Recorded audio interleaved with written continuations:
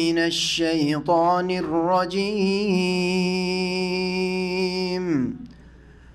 ولا تلبسوا الحق بالباطل وتكتموا الحق وأنتم تعلمون وأقيموا الصلاة وآتوا الزكاة واركعوا مع الراكعين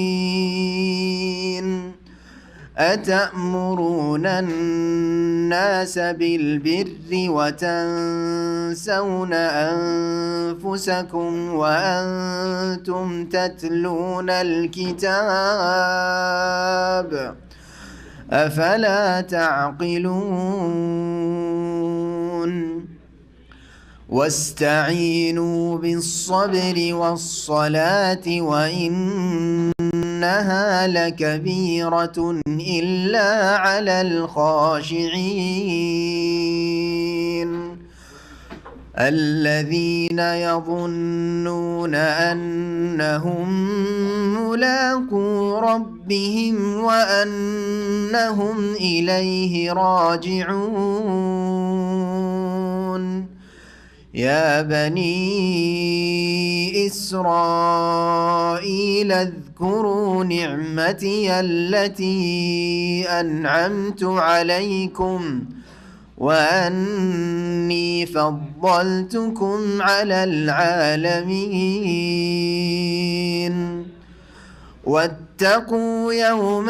واتقوا يوما لا تجزي نفس عن نفس شيئا ولا يقبل منها شفاعة ولا يؤخذ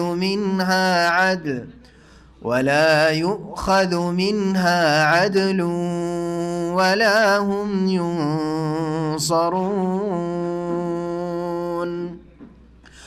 وإذ نجيناكم من آل فرعون يسومونكم سوء العذاب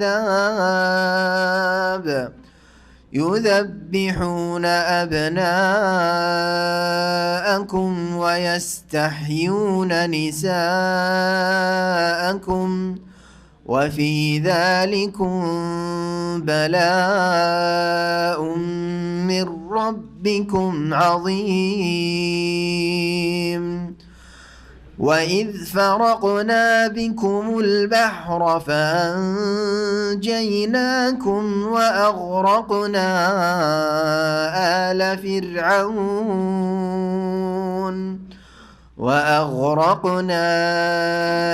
آل فرعون وأنتم تنظرون وإذ واعدنا موسى 40 ليلة ثم اتخذتم العجل من بعده وأنتم ظالمون ثم عفونا عنكم من بعد ذلك لعلكم تشكرون وإذ آتينا موسى الكتاب والفرقان لعلكم تهتدون وإذ قال موسى لقومه يا قوم إنكم ظلمتم أنفسكم باتخاذكم العجل فتوبوا إلى بارئكم فاقتلوا أنفسكم ذلكم خير لكم عند بارئكم فتاب عليكم إنه هو التواب الرحيم وإذ قلتم يا موسى لن نؤمن لك حتى نرى الله جهرة فأخذتكم الصاعقة وأنتم تنظرون ثم بعثناكم من بعد موتكم لعلكم تشكرون وظللنا عليكم الغمام وأنزلنا عليكم المن والسلوى كلوا من طيبات ما رزقناكم وما ظلمونا ولكن كانوا أنفسهم يظلمون. السلام عليكم ورحمة الله وبركاته. إن الحمد لله نحمده ونستعينه ونستغفره ونعوذ بالله من شرور أنفسنا ومن سيئات أعمالنا من يهده الله فلا مضل له ومن يضلل فلا هادي له وأشهد أن لا إله إلا الله وحده لا شريك له وأشهد أن محمدا عبده ورسوله صلى الله تعالى عليه وعلى آله وصحبه وسلم تسليما كثيرا. أما بعد أعوذ بالله من الشيطان الرجيم. أتأمرون الناس بالبر وتنسون أنفسكم وأنتم تتلون الكتاب أفلا تعقلون. মহান আল্লাহর সমস্ত প্রশংসা যে আল্লাহ রাব্বুল আলামিন কোরআনে কারীম নাযিল করেছেন, যাতে রয়েছে ভালো কাজের নির্দেশ, উপদেশ আর মন্দ কথা কাজ থেকে নিষেধাজ্ঞা। সমস্ত আম্বিয়া রসুলগণকে আল্লাহ রাব্বুল আলামিন এই সর্বোত্তম কাজের জন্যই রসুল করে, নবী করে প্রেরণ করেছেন। তারা ভালো কাজের উপদেশ দিয়েছেন, অন্যায় কথা কাজে বাধা দিয়েছেন এবং এই উম্মতকে আল্লাহ যে শ্রেষ্ঠত্ব দান করেছেন, খায়রা উম্মাহ বলে আখ্যায়িত করেছেন, এর পিছনে মূলত এই দুটি কারণ তাদের ঈমানের সাথে সাথে কুনতুম খায়রা উম্মাহ উখরিজাত লিন-নাস তা'মুরুনা বিল মা'রুফি ওয়া তানহাউনা 'আনিল মুনকার ওয়া তু'মিনুনা বিল্লাহ। কিন্তু ভালো কাজের উপদেশ, আদেশ দেওয়া আর অন্যায় কথা কাজে বাধা দেওয়া, বারণ করা, এটা অন্যকে করার আগে নিজেকে অন্যায় কথা কাজ থেকে বিরত রাখতে হবে আর নিজেকে ভালো কাজ দিয়ে সুসজ্জিত করতে হবে। তাহলে আপনার ভালো কথা কাজে আসবে। অন্যায় কথা কাজ থেকে বিরত রাখা অন্যের ওপর ভালো প্রভাব ফেলবে, আপনার কথায় বরকত হবে। আর যদি আপনার আচার আচরণ, আপনার আখলাক, চরিত্র, ইবাদত বন্দেগী খারাপ হয় আর অন্যকে ভালো উপদেশ দেন, তো আপনার কথায় আপনার জীবনে বরকত থাকবে না। আল্লাহ রাব্বুল আলামিন এটিকে বড় অপরাধ বলে গণ্য করেছেন কোরআনে কারীমে, যে অন্যকে ভালো কথা বলা কিন্তু নিজে বেআমল থাকা, নিজে আমলে ত্রুটিযুক্ত থাকা, ফরজ ওয়াজিবে ঘাটতি, অবহেলা, হারাম নাজায়েজে লিপ্ত থাকা, এসব হচ্ছে এমন অপরাধ যে অপরাধের সাথে মানুষকে ভালো উপদেশ দিলে তা ফলপ্রসূ হয় না। আমাদের তাফসীর আজকে পঞ্চম পর্ব সূরা আল বাকারার আয়াত নম্বর 44 থেকে শুরু হবে। আর আজকের আলোচনাতে বিশেষ করে বনি ইসরাইল, মূসা আলাইহিস সালামের সম্প্রদায়, তাদের উপর আল্লাহ রাব্বুল আলামিনের যে অনেক নিয়ামত হয়েছে, যে নিয়ামত আল্লাহ তাদেরকে অনুগ্রহ করেছেন, সেসব নিয়ামতের কথা সংক্ষেপে আল্লাহ তুলে ধরেছেন। মহান আল্লাহ এরশাদ করছেন, আতা'মুরুনা আন-নাসা বিল বির, হে মানুষ, হে মুসলিম, কি আশ্চর্য, তোমরা মানুষকে ভালো কাজের নির্দেশ দিয়ে থাকো, ভালো কাজের উপদেশ দিয়ে থাকো। আমারাই আমর মানে নির্দেশ দেওয়া, যার তাফসীর নির্দেশ দেওয়াও, হুকুম করাও আর উপদেশ দেওয়াও, নসিহত করাও। তোমরা মানুষকে ভালো কাজের নির্দেশ দিয়ে থাকো বা উপদেশ দিয়ে থাকো। ওয়া তানসাউনা আনফুসাকুম, অথচ তোমরা নিজেদেরকে উপেক্ষা করো, নিজেদেরকে ভুলে যাও, অর্থাৎ সেই ভালো কাজগুলি তোমরা করছো না, ভালো কথাগুলি তোমরা বলছো না, অন্যায় কাজ থেকে মানুষকে সাবধান সতর্ক করছো, কিন্তু তোমরা অন্যায়ে লিপ্ত। এটা কিন্তু খুব আশ্চর্যের বিষয়, এটা অন্যায় কাজ। জি, ওয়ান্তুম তাতলুনাল কিতাব, অথচ তোমরা আল কিতাব আল্লাহর বিধান পাঠ করছো, কোরআনে ও হাদিসের জ্ঞান রাখছো, ওহির জ্ঞান রাখছো। আহলে কিতাব বনি ইসরাইল ইহুদিদের অবস্থা এইরকমই ছিল যে তাওরাত ইনজিলের তাদের কাছে জ্ঞান ছিল, আসমানি কিতাবের এলম ছিল, তাদের মাঝে বড় বড় পণ্ডিতরা ছিল, কিন্তু তারা ছিল বেআমল, তারা ছিল অসৎ, তারা ছিল দুনিয়ার ক্ষেত্রে আগ্রহী এবং অবৈধভাবে মানুষ ধর্ম ব্যবসা, যেটাকে বলা হয় ধর্ম ব্যবসা। আজকাল বিদাতপন্থীদের যে ধর্ম ব্যবসা হচ্ছে এটা, অন্যদেরকে তো খুব ভালো কথা বলছেন, কিন্তু নিজেরা কি ভালো কাজ করছেন? জি হ্যাঁ, যেসব বেদাতি মৌলভী সাহেব আর হুজুর মোল্লা মুন্সিরা বাড়ি বাড়ি ভাড়াইতে হয়ে কোরআন পড়ে বেড়ায়, মিলাদ করে বেড়ায়, তাদের বাড়িতে কোনোদিন মিলাদ হয় না, কারণ বাড়িতে করে তারা ইনকাম হবে না। জি, পরের বাড়ি করলে ইনকাম হবে। ও আনতুম তাতুলুল কিতাব, অথচ তোমরা কিতাবের জ্ঞান রাখছো, কিতাব পাঠ করছো। আফালা তাকিলুন, কি তোমরা বুঝো না? সূরা সাফে আল্লাহ রাব্বুল আলামিন এই বিষয়টিকে অন্যভাবে বর্ণনা করেছেন। ইয়া আইয়ুহাল্লাযীনা আমানু লিমা তাকুলুনা মা লা তাফআলুন কাবুরা মাকতান ইনদাল্লাহি আন তাকুলু মা লা তাফআলুন। হে মুমিন সকল, লিমা তাকুলুনা মা লা তাফআলুন, যা তোমরা করো না বলো কেন? নিজেরা করতে পারছো না আর অন্যদেরকে বলছো। কাবুরা মাকতান ইনদাল্লাহ, আল্লাহর নিকট বড়ই এটি অসন্তুষ্টির কারণ, আল্লাহ বড়ই নারাজ হয়ে যান, রাগান্বিত হন যে আন তাকুলু মা লা তাফআলুন, যা করো না তা মানুষকে বলো। তাহলে কি যেই কাজগুলি ভালো কাজ করতে পারছেন না অথচ জানছেন যে ভালো, আর আপনার কাছে এলম আছে, সমাজে বেশি এলম অন্যদের তুলনায় আছে, তাহলে ওই ভালো উপদেশগুলিকে দেওয়া নিষিদ্ধ নাকি? এটা একটা প্রশ্ন।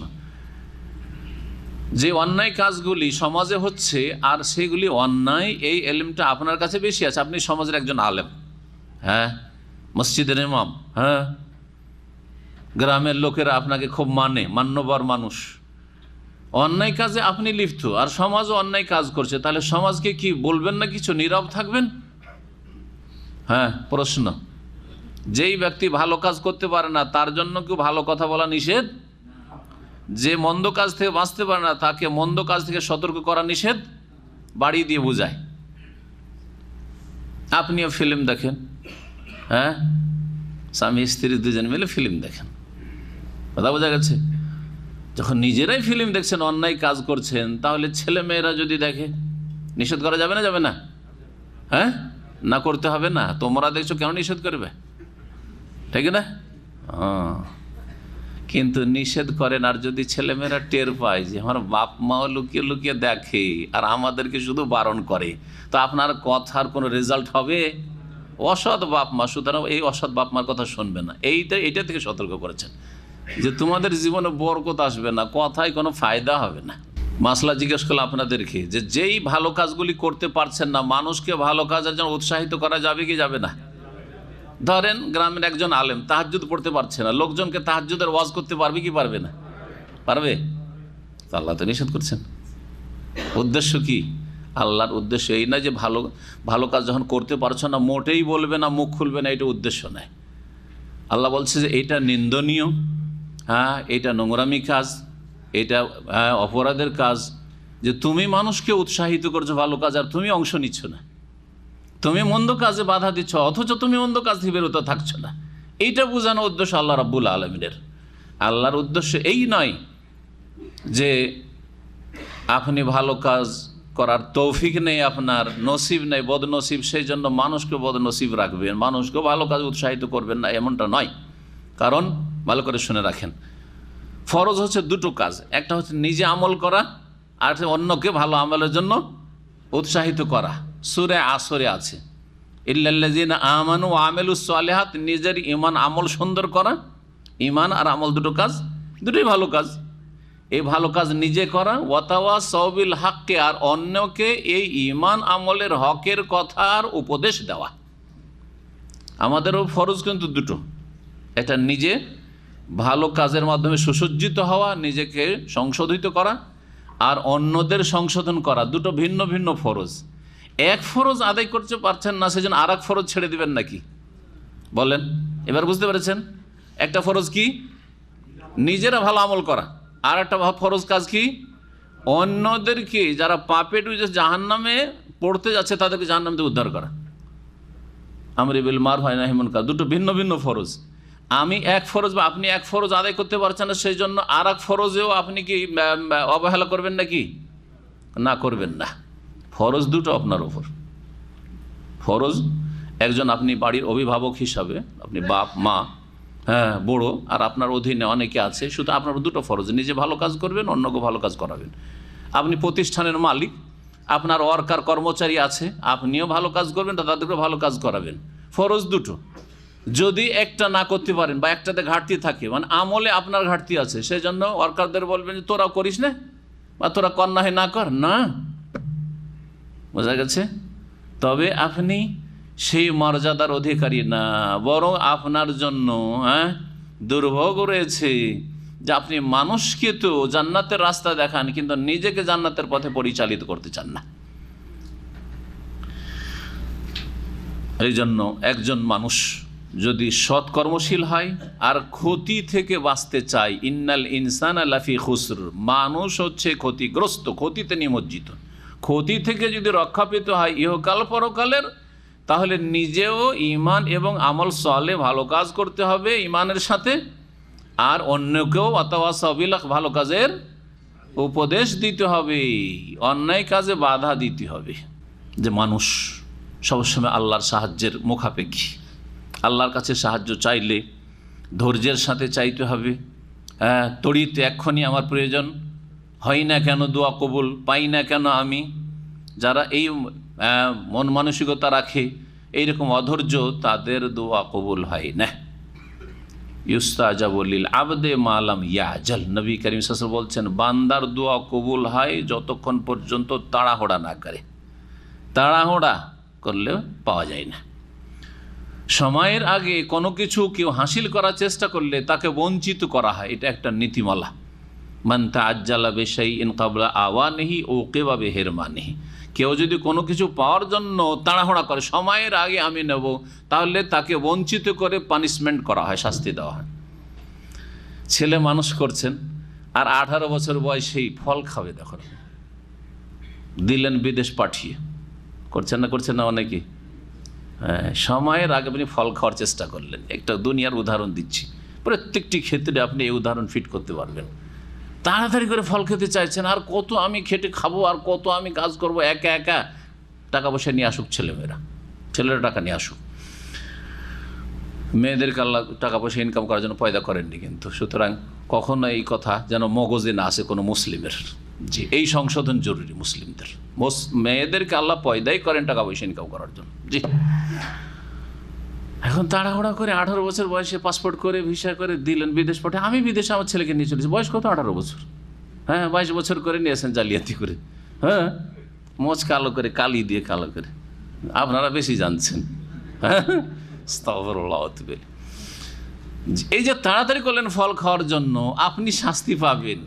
এই যে আশা করেছিলেন যে অনেক বেশি টাকা পয়সা তাড়াতাড়ি ইনকাম করতে লাগবে, আরও 5 বছর ধৈর্য ধরা বড় মুশকিল। হ্যাঁ, ছেলেটাকে হয়তো ভালো আলেম করব, শুধু হাফেজগুলো পাঠিয়ে দিয়েছে। আর হাফেজ কিলেন কোম্পানি তো 350 টাকা বেতন। এই হাফেজটাকে যদি আর 5-7টা বছর পরে আলেম করতো, তাহলে তার অবস্থাটাই আলাদা হইতো। এলমের অবস্থা, আমলের অবস্থা, দিনের অবস্থা, তাকওয়ার অবস্থা, দাওয়াতের অবস্থা, আর দুনিয়ার অবস্থা, রুজি রোজগার সবই ভালো হইতো, দিন দিনে সবটাই ভালো হইতো, ঠিক না? সময়ের আগে তাড়াহুড়া করার জন্য যে আশাটা করেছিল যে 5-7 বছরে মেলা টাকা আমার ছেলে ইনকাম করে নেবে, এতদিন পরে লাভটাকে BA MA পাস করে, তো মেলা সময় লাগবে। ও কিভাবে হেরমানি, সাধারণত বঞ্চিত করে শাস্তি দেওয়া হয়। জি হ্যাঁ, জি, এর ফিকহি উদাহরণও আছে, আর পার্থিব উদাহরণ আছে, আর আকীদা আমলের ক্ষেত্রেও, ইবাদত বন্দেগীর ক্ষেত্রেও উদাহরণ, দোয়ার ক্ষেত্রে উদাহরণ আছে। যখন তাড়াহুড়া করবেন, আমি এখনই চাই, তখন আপনার গরজ পুরা হবে না, দোয়া কবুল হবে না। আর আল্লাহ রাব্বুল আলামিনের সান্নিধ্য লাভের জন্য সবচেয়ে উত্তম উপায় মুসলিম জীবনে হচ্ছে আল্লাহকে সিজদা করা। কারণ সিজদার মাধ্যমে বান্দা রবের এত কাছে হয়ে যায়, তার চাইতে কাছে হওয়ার কোনো পন্থা নেই। ওয়াসজুদ ওয়াক্তারিব, আল্লাহ বলছেন সিজদা করো আর আল্লাহ সান্নিধ্য লাভ করো, আল্লাহর কুরবাত হাসিল করো, আল্লাহর নৈকট্য অর্জন করো। জি হ্যাঁ, কিন্তু সিজদা নামাজের বাইরে না। এর আগে বলেছি, বহুবার বলেছি, কারণ বেদাতি ধারণা মানুষের আছে, সেজন্য বেদাতি আমল আছে, সেই জন্য সিজদা করতে হবে কিসের মাধ্যমে? ফরজ নামাজ, সুন্নত নামাজ, তাহাজ্জুদ নামাজ, নফল নামাজ, নামাজের মাধ্যমে।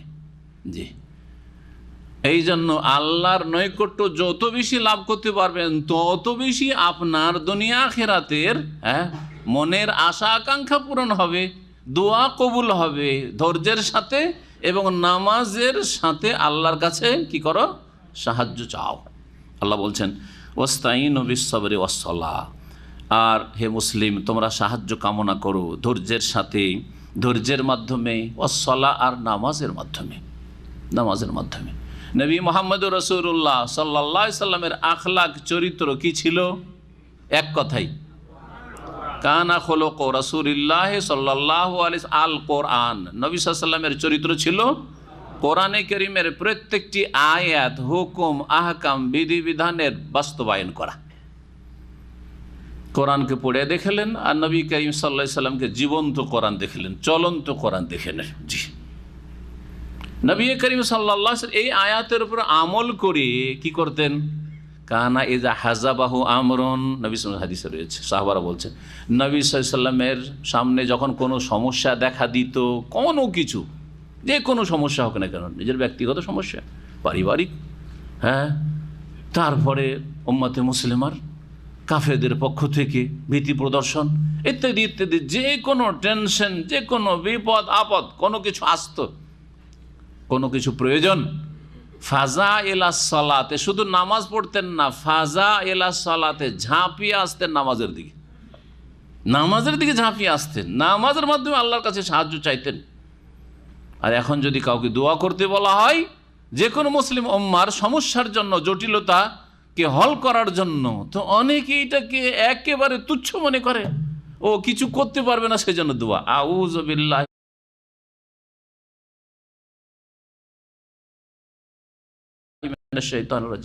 কিভাবে শয়তান গ্রাস করেছে যে যারা কিছু করতে পারে না, আমরা অনেক কিছু করতে পারি, সেজন্য আমাদের দোয়ার দরকার নেই। কি করতে পারে? ওই রাস্তাঘাটে বিক্ষোভ আর মিছিল, যা ইহুদি নাসারার শিখিয়েছে, তাদের আদর্শে বিশ্বাসী হয়ে তাদের পেছনে পেছনে হই হই করে ছোটা, এছাড়া আর কিছু করতে পারে না। কিন্তু মনে করে যে আমরা অনেক কিছুই করতে পারলাম। ধৈর্যের সাথে আর নামাজের সাথে সাহায্য কামনা করো। সাহায্য আল্লাহ রাব্বুল তলব করা এত গুরুত্বপূর্ণ বিষয় যে সূরাতুল ফাতিহাতে আল্লাহ শিখিয়েছেন, যেই সূরা প্রত্যেক রাকাতে নামাজের, ফরজ হোক, সুন্নত হোক, নফল হোক, প্রত্যেক রাকাতে পড়া বাধ্যতামূলক ফরজ। লা সালাতা লিমান লাম ইয়াকরা বিফাতিহাতিল কিতাব, যেই ব্যক্তি প্রত্যেক রাকাতে নামাজে সূরা ফাতিহা না পড়বে, ইয়াকা না'বুদু ওয়া ইয়াকা নাস্তাইন না বলবে, তার নামাজই হয় না। যতক্ষণ আল্লাহর ইবাদতের অঙ্গীকার না করবেন, আল্লাহর কাছে সাহায্য কামনা না করবেন, সূরা ফাতিহা পড়া মানে আয়াত পড়তে হবে, আল্লাহ তোমারই ইবাদত করি আর তোমার কাছেই সাহায্য কামনা করি, এই সূরা, এই আয়াত যতক্ষণ না পড়বেন নামাজ কবুল হয় না। কত গুরুত্বপূর্ণ তার আল্লাহর কাছে সাহায্য কামনা করা, আর আল্লাহর কাছে সাহায্য চাওয়াই হচ্ছে দোয়া। এই যা ইস্তানতা ফাস্তাইন বিল্লাহ, যখনই সাহায্য চাইতে হবে, মানুষের কাছে সাহায্য না চাও, আল্লাহর কাছে চাও। একটুতে যার তার কাছে চাওয়া শুরু করছেন আপনি, আল্লাহর কাছে চাইতে অভ্যস্ত হন। ওয়া ইন্নাহা লাকাবীরাহ, তবে বিষয়টি বড় কঠিন, তবে ধৈর্য ধারণ করা আর নামাজের মাধ্যমে আল্লাহর কাছে চাওয়া, এটি বড়ই কঠিন লাগে। নামাজ কায়েম করা, ফরজ নামাজই কায়েম করে না, সুন্নত নফল তাহাজ্জুদে কি উঠবে, আল্লাহর সাথে নির্জনে কি গোপন আলাপ করবে। ওয়া ইন্নাহা লাকাবীরাতুন, এই নামাজ, বিশেষ করে নামাজের বিষয়টি, কারণ নামাজ সালাত কাছে উল্লেখিত হয়েছে, আর সেটি মুয়ান্নাস, আর ইন্নাহা হাজামির হচ্ছে মুয়ান্নাস। এই নামাজ বড়ই মুশকিল, কঠিন। যদিও নামাজ পড়তে 1 পয়সা লাগে না, তারপরেও জাকাতের চাইতে কঠিন লাগে, সাদকা করার চাইতে কঠিন লাগে। মসজিদ বানিয়ে দেয় বেনামাজি, মাদ্রাসা বানিয়ে দেয় বেনামাজি, গরিব মিসকিনের দেখাশোনা করে, খরচ খরচা করে বেনামাজি, বাপ মাকে সব টাকা পাঠিয়ে দিচ্ছে বেনামাজি, খুব খরচ করতে পারছে, নামাজে 1 পয়সাও লাগে না। তারপর ওয়া ইন্নাহা লাকাবীরা, সৃষ্টিকর্তা রব্বুল আলামিন ভালো করে জানে মানুষের বদ স্বভাব, যে নামাজটা বড়ই কঠিন নিশ্চিত, ইল্লা আলাল খাশিন, তবে যারা বিনয়ী বিনীত তাদের জন্য নামাজ কোনো কঠিন না, বা নামাজ পড়লেই তাদের মনের শান্তি হয়, দিনের শান্তি হয়, দুনিয়ার শান্তি হয়, শারীরিক শান্তি মিলে, মানসিক শান্তি মিলে, অন্তরের শান্তি মিলে। আর এহে নবী সাল্লাল্লাহু নবী মুহাম্মদুর রাসূলুল্লাহ সাল্লাল্লাহু আলাইহি ওয়াসাল্লাম, আপনার নবী, আপনার রসুল, যার শান্তি হইতো নামাজে, জি, ওয়া জয়লাত কুররাতু আইনি ফিস সালাহ, যার চক্ষু শীতল হইতো, ঠান্ডা হইতো নামাজে। আর নামাজ পড়ার আগেও যে অবস্থা ছিল, নামাজের ভিতরেও সেই অবস্থা, নামাজ থেকে বেরিয়ে মসজিদে বেরিয়ে একই অবস্থা, তাহলে আপনার নামাজে কোনো খুশুও নেই, আর আপনি খাশঈনদের অন্তর্ভুক্তও না, আর এই নামাজ আপনাকে সংশোধনও করতে পারবে না, কারণ নামাজের আপনার পার্টস ঠিক নেই। বিনয়ী কারা, তাদের কিছু বৈশিষ্ট্য আল্লাহ বর্ণনা করেছেন। আল্লাযীনা ইয়াযুন্নুনা আন্নাহুম মুলাকু রাব্বিহিম, যাদের নিশ্চিত বিশ্বাস রয়েছে। জান মানে অনুমান হয়, জান মানে ধারণা হয়, আর জান মানে ইয়াকিনও হয় আরবি ভাষা।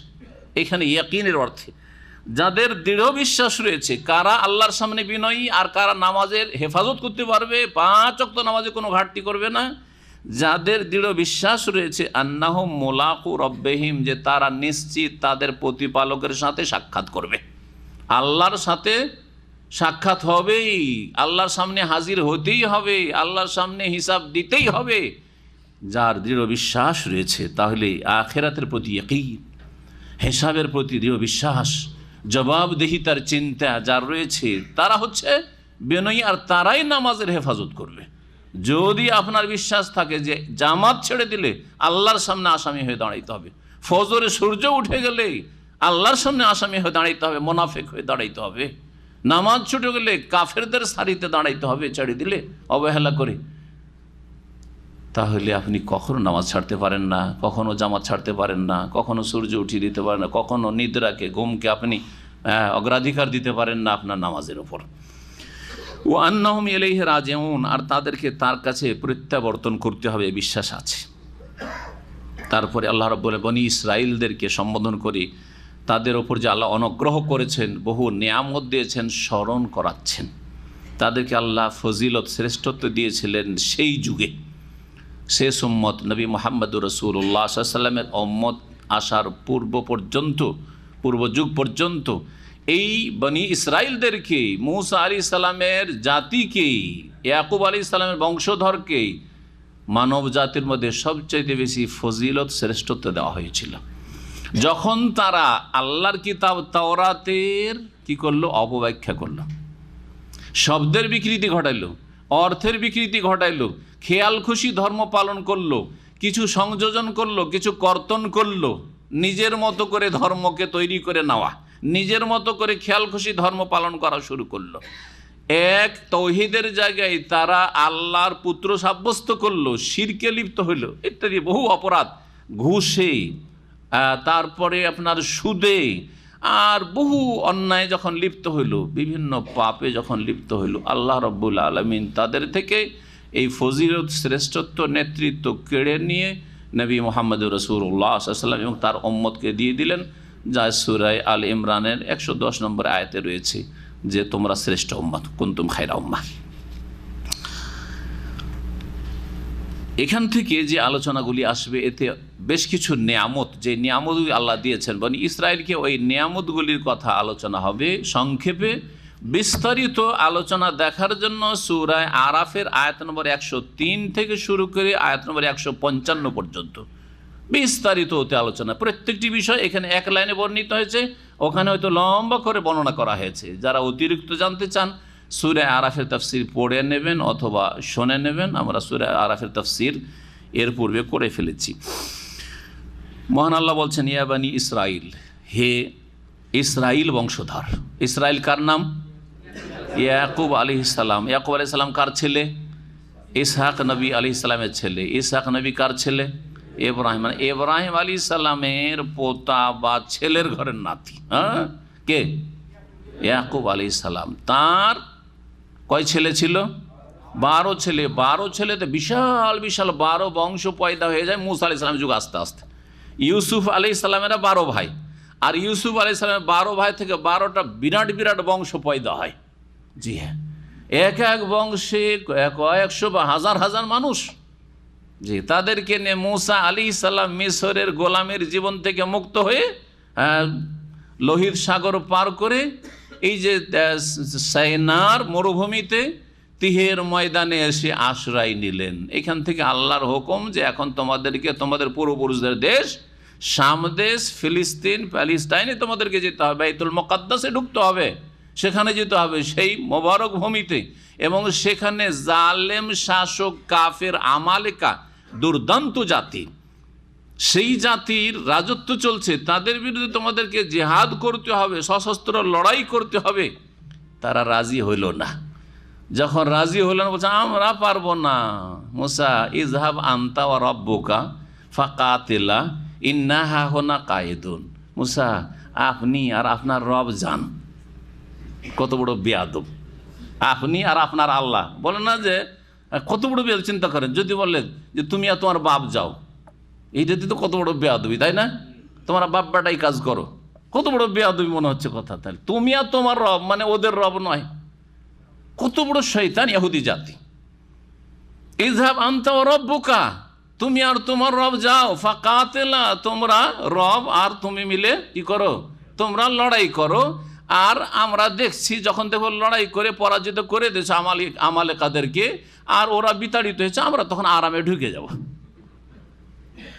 ইন্না হাহুনা কায়েদুন, এইখানে আমরা তিহের ময়দানে এই সাইনার মরুভূমিতে আমরা এখানে বসে অপেক্ষায় রয়েছি। যখন বলবেন যে হ্যাঁ আমরা জিতে নিয়েছি, তখন বাইতুল মুকাদ্দাস আরামে ঢুকে যাব, আরামের জীবন। আল্লাহ রাব্বুল আলামিন বলছেন যে হে বনি ইসরাইল, উযকুরু নেমাতি, আমার অনুগ্রহকে স্মরণ করো, আল্লাতী আনআমতু আলাইকুম, যা দিয়ে আমি অনুগৃহীত করেছি তোমাদেরকে, যার দ্বারা কি করেছি, অনুগৃহীত করেছি, যেই পুরস্কার তোমাদেরকে দিয়েছি।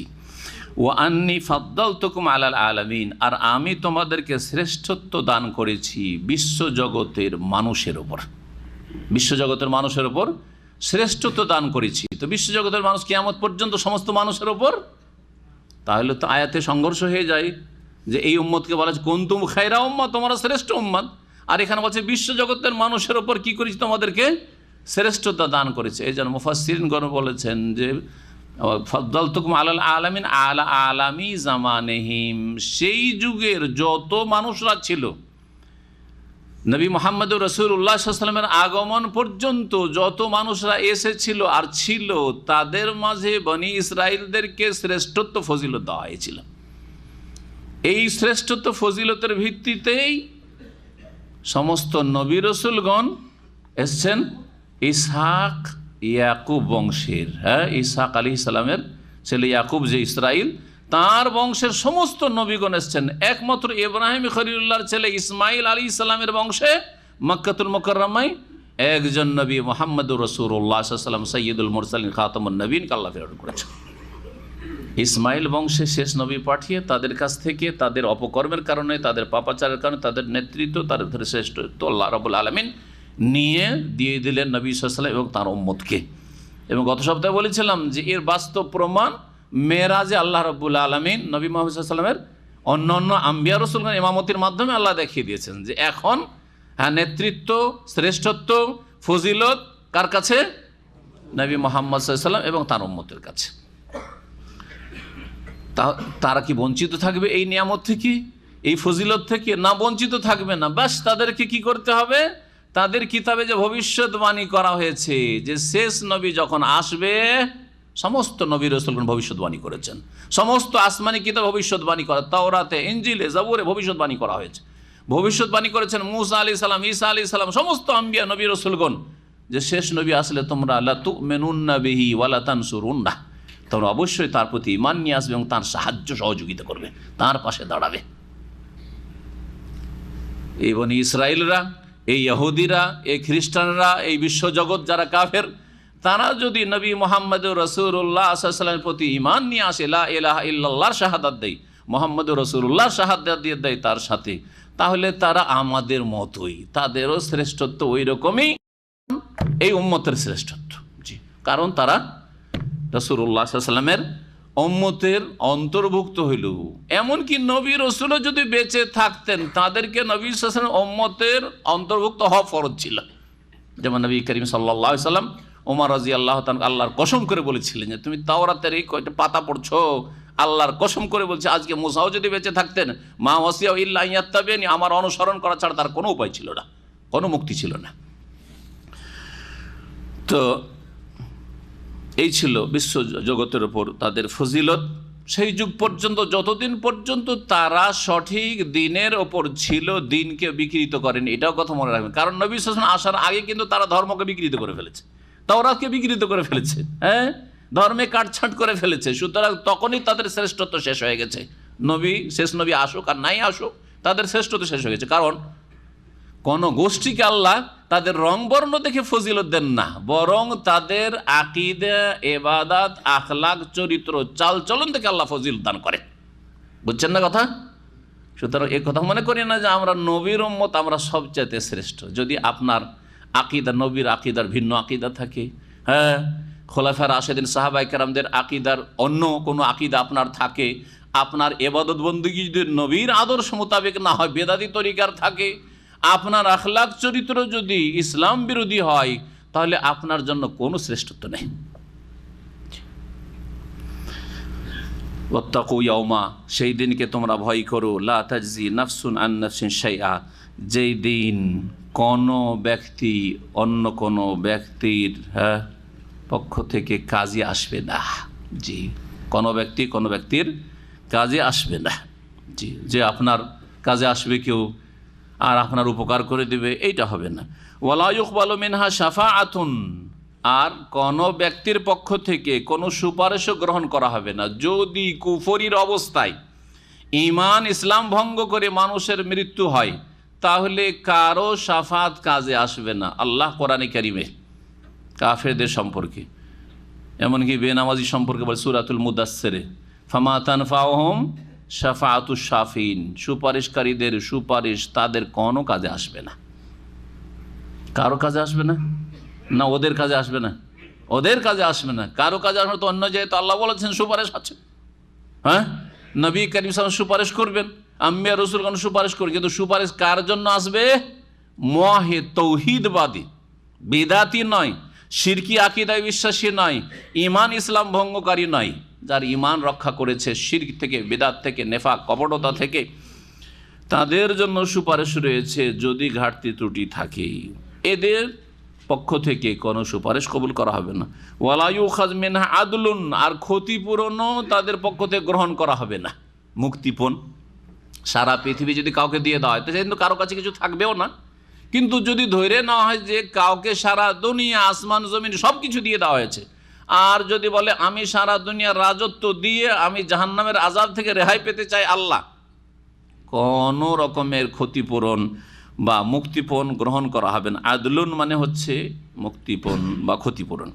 ওয়ালা হুম ইউনসারুন, আর তারা সাহায্য প্রাপ্ত হবে না, কোনো সাহায্য হবে না। আল্লাহ রাব্বুল আলামিন স্মরণ করাচ্ছেন বনি ইসরাইলদেরকে যে শোনো, তোমাদের নিয়ামতগুলি একটু স্মরণ করো যা আল্লাহ তোমাদেরকে দিয়েছেন। ওয়াইজ নাজ্জাইনাকুম মিন আলি ফিরআউন, স্মরণ করো যখন তোমাদেরকে রেহাই দিয়েছিলাম, তোমাদেরকে নিষ্কৃতি দিয়েছিলাম, মিন আলে ফিরআউন, ফিরআউনের বংশধর থেকে, ফিরআউনের সেনাদল থেকে, ফিরআউনের অনুসারী জনগণ থেকে, তারা যে জুলম অত্যাচার চালাচ্ছিল, সেই জুলম অত্যাচার থেকে তোমাদেরকে রক্ষা করেছিলাম। ইয়াসুমুনাকুম সুআল আযাব, তোমাদের উপর মর্মান্তিক শাস্তি চালাচ্ছিল তারা, তোমাদেরকে মর্মান্তিক শাস্তি দিচ্ছিল। কিভাবে? ইউযাব্বিহুনা আবনাআকুম, তোমাদের ছেলে সন্তানদেরকে তারা জবাই করত। ওয়াইয়াস্তাহিয়ুনা নিসাআকুম, তোমাদের মেয়ে সন্তানদেরকে অবশিষ্ট রাখত, যাতে করে তাদের ঘরের ফেরাউন এবং ফেরাউনের সেনাবাহিনী আর ফেরাউনের অনুসারী যারা দলের লোক, তাদের বাড়ির দাসীতে পরিণত হয়। তোমাদের ঘরের মেয়েরা, হে বনী ইসরাইল, অথচ তোমরা শ্রেষ্ঠ জাতি ছিলে, কিন্তু তোমাদের বদামলের কারণে এতদূর নিচে পৌঁছে দিয়েছি আমি। ওয়াফি যালিকুম বালাউম মির রাব্বিকুম আযীম, আর এতে ছিল তোমাদের প্রতিপালকের পক্ষ থেকে মহাপরীক্ষা। মহাপরীক্ষা, আল্লাহর আযাব হচ্ছে পরীক্ষা, যেমন আল্লাহর নিয়ামত হচ্ছে পরীক্ষা, দুঃখ পরীক্ষা। দুঃখ পরীক্ষা এটা সবাই বুঝে, দুঃখে পড়েছেন, পরীক্ষা চলছে, হ্যাঁ, আর সুখ হলো পরীক্ষা। অধিকাংশ লোক দুঃখের সময় কিন্তু সংশোধন করে ফিরে আসে, কিন্তু সুখের পরীক্ষায় অধিকাংশ লোক ফেল করে। কথা ঠিক না? জি। মানুষ যখন বেশি পয়সাওয়ালা হয়, হ্যাঁ, বেশি যখন জোর গায়ে জোর হয়ে যায়, শক্তি বেড়ে যায়, যে কোনো রকমের শক্তি, নেতৃত্বের শক্তি হোক, আর পয়সার শক্তি হোক, আর জনবল হোক, আর দাপট হোক, যে কোনো প্রভাব হোক, বিদ্যা বুদ্ধি হোক, তখন মানুষ মনে করে যে আমি খুব ভালো মানুষ, যার ফলে আল্লাহ আমাকে অঢেল দিয়েছেন, আমার কোনো অভাব রাখেননি, নিজেকে খুব ভালো মানুষ মনে করতে লাগে। আর তখন সীমা লঙ্ঘন করে। কাল্লা ইন্নাল ইনসান আলা ইয়াতগা আর রাহুস্তাগনা। শোনো, মানুষের বড়ই বদ স্বভাব যে মানুষ সীমা লঙ্ঘন করে, লায়াতগা আর রাহুস্তাগ, যখন দেখে যে আমি অভাবমুক্ত হয়ে গেছি, কারো মুখাপেক্ষী না, কেউ আসুক আর নাই আসুক, কেউ আমার সাথে সম্পর্ক রাখুক আর নাই রাখুক, তখন মানুষ কি করে? গোমরা পথভ্রষ্ট হয়ে যায়। এদের ওপর আল্লাহর যে এই আযাব ছিল, পার্থিব আযাব, এতে ছিল বড় পরীক্ষা। আল্লাহ বলছেন পরীক্ষার উদ্দেশ্য কি? মানুষ সংশোধন করে সফলতা লাভ করুক, সংশোধন করুক। ওয়াইজ ফারাকনা বিকুমুল বাহর, আরও স্মরণ করো নিয়ামত, স্মরণ করো যখন তোমাদের সামনে সাগরকে কি করেছিলাম? দুই ভাগে বিভক্ত করেছিলাম। সাগরের ভিতরে রাস্তা, এদিকে পানি ওইদিকে পানি, মাঝখানে পানি নেই। কখন করেছিলেন আল্লাহ বলে বলেন? কখন করেছিলেন? যখন ফেরাউন হাজার হাজার সেনাবাহিনী তাড়া করে এসেছিল, ভোর রাতের সময়, সকাল হতে যাচ্ছে, ওই সময় একেবারে কাছে চলে এসছে, সামনে সাগর আর পেছন দিকে হাজার হাজার সেনাবাহিনী। ইন্না লামুদরাকুন, এখন তো ধরা খেয়ে যাও মুসা, কি করলে? মুসা আলাইহিস সালামের আল্লাহর উপর কত তাওয়াক্কুল, ভরসা। কাল্লা ইন্না মাইয়া রব্বি সায়াহদিন, হতেই পারেন, এটা সূরা শুআরা বলছেন, আমার সাথে আমার রব রয়েছেন, আল্লাহ আছেন, সায়াহদিন, শীঘ্রই তিনি অবশ্যই রাস্তা দেখাবেন, অবশ্যই রাস্তা দেখাবেন তিনি। সাথে সাথে আল্লাহ বলছেন যে আনেদের বিআসাকা আল বাহার, মারো লাঠির বাড়ি। এই লাঠির বাড়ি মারতেই বিশাল বিশাল লম্বা চড়া রাস্তা হয়ে গেল। আল্লাহ বলছেন ওয়াইজ ফারাকনা বিকুম, এইটা কি কম বড় নিয়ামত যে স্মরণ করো তোমাদের সামনে সাগরকে কি করেছিলাম? বিভক্ত করে দিয়েছিলাম। ফানজাইনাকুম, অতবার তোমাদেরকে রেহাই দিয়েছিলাম, রক্ষা করেছিলাম। ওয়াগরাকনা আলা ফিরআউন, এবং ফিরআউনের বংশধরকে আমি ডুবিয়ে ধ্বংস করেছিলাম, মেরেছিলাম। ওয়া আনতুম তানজুরুন, সেই সময় তোমরা প্রত্যক্ষ করছিলে, দেখছিলে, তাকিয়ে তাকিয়ে দেখছে যে ওরা আসলো, শুকনোতে নামলো, আর যেমনই নামলো ডুবে সব ধ্বংস হয়ে গেল, চোখের সামনে দেখছেন। আল্লাহর শুকরিয়া আদায় করো, কত বড় নিয়ামত দিয়েছি তোমাদেরকে। ওয়াইদ ওয়াদানা মুসা আরবাইনা লাইলা, আরও স্মরণ করেছে আল্লাহ রাব্বুল আলামিন যে যখন আমি নির্ধারণ করেছিলাম মুসা আলাইহিস সালামের জন্য 40 রাত, মানে 40 দিনের জন্য তুমি আসো, আমি তাওরাত দেব। আল্লাহ রাব্বুল আলামিন মুসা আলাইহিস সালামকে ডাকলেন। প্রথম 30 দিন বিস্তারিত এই বিষয়টি সূরা আরাফে রয়েছে, ওই আয়াতগুলিতে যেগুলির কথা বললাম একটু আগে। 30 দিন, তারপরে আল্লাহ বললেন যে আর 10 দিন, আর এই 40 দিন কন্টিনিউ তিনি রোজা রাখছেন, আল্লাহর সাথে সাক্ষাতে গিয়েছেন। এই যে গিয়েছেন, এই সময় তিনি তার স্থলাভিষিক্ত খলিফা করেছেন কাকে? নিজ ভাই নবী হারুন আলাইহিস সালামকে। উখলুফনি ফি কওমি, আমার সম্প্রদায়ের মাঝে তুমি আমার খলিফা হয়ে থাকো, দেখাশোনা করো, দেখিও এরা যেন গোমরা না হয়ে যায়। সুবহানাল্লাহ, যে ভয় করছিলেন তাই হইল। 40 দিন পরে ফিরে আসছেন তাওরাত নিয়ে, তো এইদিকে জাতির সবাই বাছুর পূজায় মেতে উঠেছে। বাছুর পূজা, তো এই যে গোমাতার পূজা হিন্দুদের, এটার প্রাচীন ইতিহাস হচ্ছে বনি ইসরাইলদের এই ইহুদিরা, ইহুদিদের এই পূর্বপুরুষরা, তারাই বাছুর পূজা শুরু করেছে। ওখান থেকে আর্যরা কোনো কালে যখন ভারতে আসে, তখন ওখান থেকে এই গোপূজাটা নিয়ে আসে, তাদের স্মৃতিতে থেকে যায়, আর তারপরে তখন এই গোপূজা শুরু করে এই হিন্দুরা। আল্লাহ রাব্বুল আলামিন বলছেন যে 40 দিনের সময় যে নির্ধারণ করেছিলাম মুসা আলাইহিস সালামের জন্য, সুম্মা তাখাযতুমুল ইজলা, তখন হে বনি ইসরাইল তোমরা তার চলে যাওয়ার পরে তোমাদের থেকে, আমার সাথে সাক্ষাতের জন্য যে চলে গিয়েছিল তোমাদের থেকে, তারপরে তোমরা বাছুরকে উপাস্য রূপে গ্রহণ করেছিলে। সুম্মা ইত্তাখাযতুমুল ইজলা, ইজল মানে হচ্ছে জি বাছুর। তোমরা ষাঁড় বা বাছুরকে তোমরা কি করেছিলে?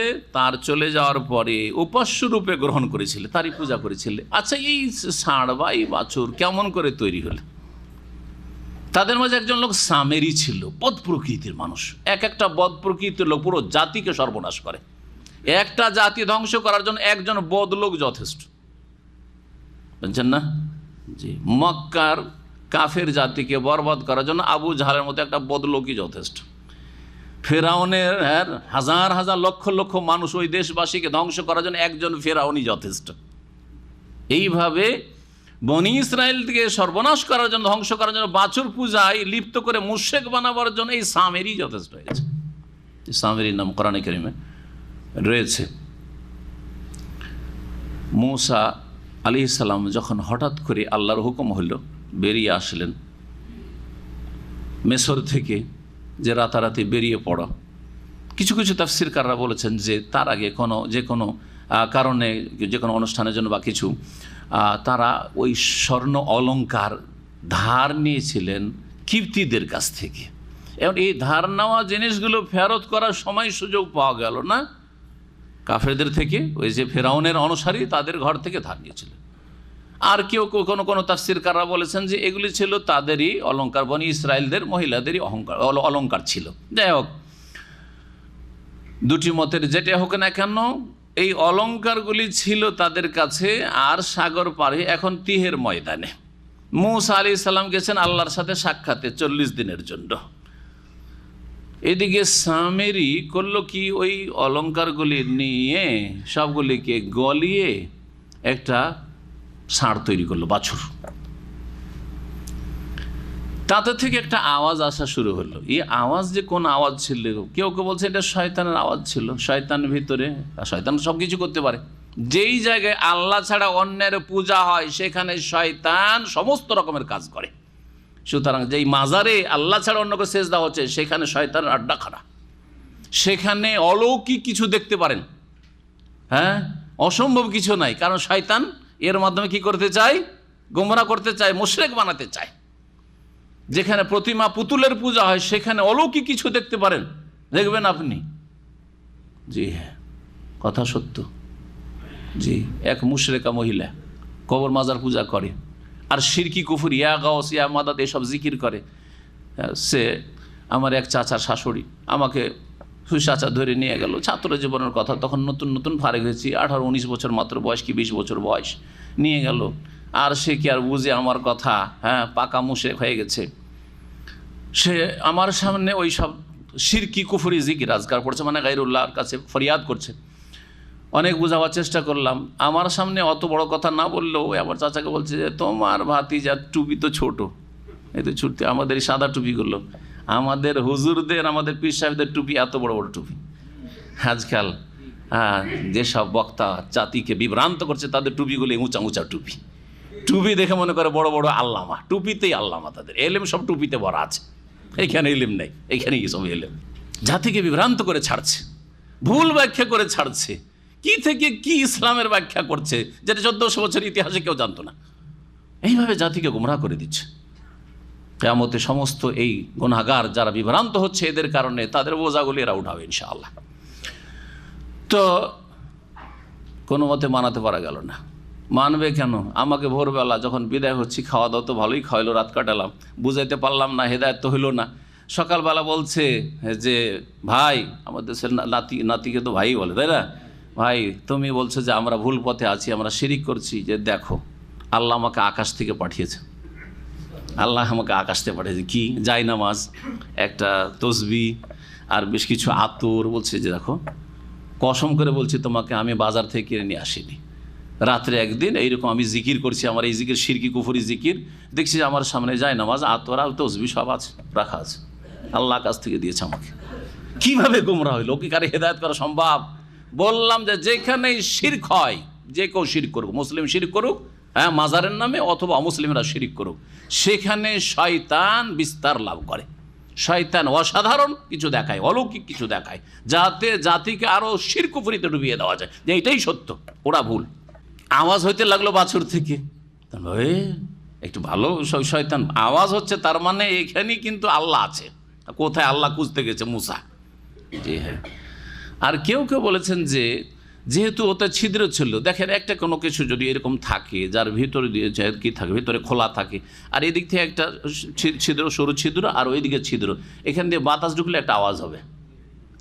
তো এরকম কিছু আওয়াজ হয়তো হচ্ছিল, আল্লাহ আলাম, যে কোনো রকমের আওয়াজ হোক, শয়তানের আওয়াজ হোক অথবা এইভাবে প্রাকৃতিক কিছু আওয়াজ হোক, এই আওয়াজে প্রতারিত হয়ে গেল।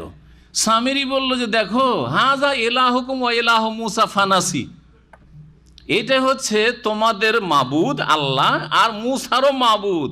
মুসা এইখানে আল্লাহকে ছেড়ে দিয়ে কোথায় খুঁজতে গেছে? তুর পাহাড়ে, ওখানে এই তো এলা। সুতরাং সামিরিও পূজা শুরু করলো, দেখা দেখি সবাই পূজা শুরু করলো। এক সামিরি সমস্ত জাতিকে মুশরিক বানিয়ে ছেড়ে দিল, একমাত্র হারুন আলাইহিস সালাম ছাড়া। জাতি এতদিন মেহনত পরিশ্রম সব বেকার চলে গেল মুসা আলাইহিস সালামের। মুসা আলাইহিস সালামের মেহনত বেকার হয়ে মুশরিক হয়ে গেল, আবার নতুন করে এদেরকে তওবা করে মুসলিম বানাইতে হচ্ছে। তাহলে আমার আপনার মাধ্যমে কিছু লোক হেদায়েত হয়ে গুমরা হবে নাকি? হ্যাঁ, পেরেশান হবেন না? কত লোক হেদায়েত হবে, কত লোক গুমরা হবে, কত লোক এই গর্ত থেকে উঠবে আর এক গর্তে আছাড়কে পড়বে, ছোট গর্ত থেকে উঠবে বড় গর্তে পড়বে, বড় গর্ত থেকে উঠবে ছোট গর্তে পড়বে, চলতেই থাকবে। এটা সুন্নাতুল্লাহ, চলতে থাকবে। হেদায়েতের ওপর স্থায়িত্ব, হেদায়েতের ওপর অটলতা, ইস্তেকামা, এটা আল্লাহর বড় নিয়ামত। রব্বানা লা তুযিগ কুলুবানা বা'দা ইয হাদাইতানা ওয়া হাব লানা মিন লাদুনকা রাহমাতান ইন্নাকা আনতাল ওয়াহ্হাব। জাতি মুশরিক হয়ে গেল। আল্লাহ বলছেন যে এই কাজ তোমরা করলে, সুম্মাত্তাখাযতুমুল ইজলা মিন বাদি ওয়া আনতুম যালিমুন, তোমরা জালেম হয়ে পড়েছিলে। সুম্মা আফাউনা আনকুম, তারপরে তোমাদেরকে মাফ করে দিলাম, মিন বাদি যালি, এরপরেও লাআল্লাকুম তাশকুরুন, যাতে করে আল্লাহর কৃতজ্ঞ হও যে এত বড় অপরাধ করলাম, তারপরে আল্লাহ আমাদেরকে ক্ষমা করে দিলেন। সুতরাং আল্লাহর শুকরিয়া আদায় করে আর এইরকম কাজ করব না। তারপর আল্লাহ বলছেন ওয়াইজ আতাইনা মুসা আল কিতাব আল ফুরকান লাআল্লাকুম তাহতাদুন, স্মরণ করো যখন মুসা আলাইহিস সালামকে আল কিতাব তাওরাত দিয়েছিলাম, ওয়াল ফুরকান, এবং সত্য মিথ্যার মাঝে পার্থক্যকারী বিষয় দিয়েছিলাম। সেটা কি ছিল? একদল বলছেন যে তাওরাতকেই ফুরকান বলা হয়েছে, তাওরাতের অপর নাম ফুরকান, কারণ তার মাধ্যমে সেই যুগে আল্লাহ হক আর বাতিলের মাঝে পার্থক্য করে দিয়েছেন। যেমন কোরআনে কারীমকে আল্লাহ কি বলেছেন? আল ফুরকানও বলেছেন। তাবারাকাল্লাযী নাযালা আল ফুরকান, কোরআনে কারীম দিয়ে হক এবং বাতিল, তাওহীদ আর শিরক, ভালো এবং মন্দের মাঝে আল্লাহ পার্থক্য স্পষ্ট করে দিয়েছেন। আর অন্য আরেকটি তাফসীর হচ্ছে যে আল কিতাব মানে তাওরাত, মুসাকে আমি তাওরাত দিয়েছিলাম, আর ফুরকান মানে হচ্ছে মুসা আলাইহিস সালাম মুজিজাগুলি, যে 9টি মুজিজা নবী মুসা আলাইহিস সালামকে আল্লাহ দিয়েছে। ওয়ালাকাদ আতাইনা মুসা 9 আয়াতিন বাইয়িনাত, সূরা বনী ইসরাঈলে রয়েছে। আল্লাহ বলছেন যে আমি স্মরণ করো যখন মুসা আলাইহিস সালামকে কিতাব দিয়েছিলাম তাওরাত আর মুজিজা দিয়েছিলাম, লাআল্লাকুম তাহতাদুন, যাতে করে তোমরা সঠিক পথ প্রাপ্ত হও। কিতাব দেওয়ার উদ্দেশ্য কি? মানুষকে হেদায়েত করা। মুজিজা দেওয়ার উদ্দেশ্য কি? নবীকে, মানুষকে হেদায়েত করা। লাআল্লাকুম তাহতাদুন। ওয়াইদ ক্বালা মুসা লিকওমিহি, আর স্মরণ করো যখন মুসা আলাইহিস সালাম নিজ সম্প্রদায়কে বলেছিলেন, ইয়া কওমে, হে আমার সম্প্রদায়, ইন্নাকুম যালামতুম আনফুসাকুম, তোমরা নিজেদের উপর অত্যাচার করেছো, বিত্তেখাযিকুমুল ইজলা, বাছুরকে, ষাঁড়কে তোমরা উপাস্য রূপে গ্রহণ করার কারণে, ফাতুবু ইলা বারিকুম, তোমরা তোমাদের সৃষ্টিকর্তার নিকটে তওবা করো। বারিউন মানে হচ্ছে সৃষ্টিকর্তা, আল্লাহর একটি নাম হচ্ছে আল বারি। হ্যাঁ, আল্লাহুল খালিকুল আল বারিউ। জি, ফাকতুলু আনফুসাকুম, সুতরাং তোমরা একে অপরকে হত্যা করো। তোমাদের তওবা হচ্ছে একজন অপরজনকে হত্যা করবে, নির্দোষী দোষীকে হত্যা করবে। যালিকুম খায়রুল লাকুম ইনদা বারিকুম, এটা তোমাদের জন্য উৎকৃষ্ট হবে তোমাদের সৃষ্টিকর্তার নিকটে। ফাতাবা আলাইকুম, অতঃপর আল্লাহ তোমাদের তওবা কবুল করবেন বা কবুল করলেন। ইন্নাহু আত-তাওয়াবুর রহিম, নিশ্চয় তিনি বড় তওবা কবুলকারী। আর তওয়াবের আরেকটি তাফসীর হচ্ছে তওবার তৌফিক দাতা। এর আগে বলেছি তওয়াব, আল্লাহর যে নাম তওয়াব মানে হচ্ছে তওবা কবুলকারী এবং তওবার তৌফিক দেনেওয়ালা। আর রহিম, এবং তিনি দয়াময়। মুসা আলাইহিস সালামের যুগে তওবা এমনি মৌখিক তওবা কবুল হইতো না, অন্তর থেকে তওবা করে মুখে তওবা উচ্চারণ করলে যে তওবা কবুল হয়, এটি আল্লাহর বড় নিয়ামত এই উম্মতের ওপর। আপনার আমার যদি কোনো ভুল হয়ে যায়, তওবা করার জন্য কি করতে হবে? হ্যাঁ, অন্তর আল্লাহর দিকে ফিরাইতে হবে। পাপ থেকে নেকির দিকে অন্তরকে ফিরাইতে হবে। জীবনে আর পাপ করবে না, পাপ বন্ধ করা। হ্যাঁ, দৃঢ় প্রতিজ্ঞ হওয়া যে আর জীবনে পাপ করব না। আর অনতপ্ত লজ্জিত হওয়া, মানুষের হক নষ্ট করে থাকলে সেটা দিয়ে দেওয়া। আর তারপরে অন্তর থেকে তওবা করে মুখে উচ্চারণ করা আস্তাগফিরুল্লাহ ওয়া আতুবু ইলাইহি, আল্লাহর কাছে ক্ষমা চাইছি এবং তার দিকে আমি তওবা করে ফিরে আসছি। তওবা হলো না? হলো না? তওবা হলো। মূসা আলাইহিস সালামের জাতি, সুবহানাল্লাহ, ইহুদিদের মধ্যে বনি ইসরাইলে কত দিনের ক্ষেত্রে কঠোরতা ছিল। আল্লাহ বড় নিয়ামত দিয়েছেন, দিনকে সহজ করেছেন আমাদের জন্য। এমনি তওবা কবুল হবে না, একে অপরকে খুন করবে তোমরা। এর পদ্ধতিটা কি ছিল? এই মর্মে দুটো তাফসীর রয়েছে। একটি তাফসীর হচ্ছে যে নির্দোষীরা দোষীদেরকে হত্যা করবে। এক সারি নির্দোষী, অর্থাৎ যারা বাছুর পূজা করেনি, তাদের অল্প কিছু লোক যারা ছিল ভালো মানুষ, একবারে কাছাকাছি লোক ছিল, কিছু এলম ছিল তাদের। এলম থাকলে মানুষকে ধোকা দিতে পারে না, তো সামেরি ওদেরকে ধোকা দিতে পারেনি, তো এদের সংখ্যা একেবারে অল্প ছিল। তো এদের একটা সারি। আর এক সারি হচ্ছে ওই যে পাপিষ্ট গুনাহগার যারা মুশরিক হয়ে পড়েছে, হ্যাঁ, গো পূজা করে, তাদের সারি। আর যারা নির্দোষী তাদের হাতে অস্ত্র দিয়ে দেওয়া হলো, এদেরকে তোমরা খুন করো। আর খুন করা চলতে থাকলো। কোন কোন তাফসীর রয়েছে যে এমন মেঘমালা দিয়ে দেওয়া হলো যে একবারে পুরো ঢেকে নিয়েছে, কেউ কাউকে দেখতে পায় না। ছেলে বাপকে হত্যা করছে, বাপ ছেলেকে হত্যা করছে, কেউ কাউকে দেখে না।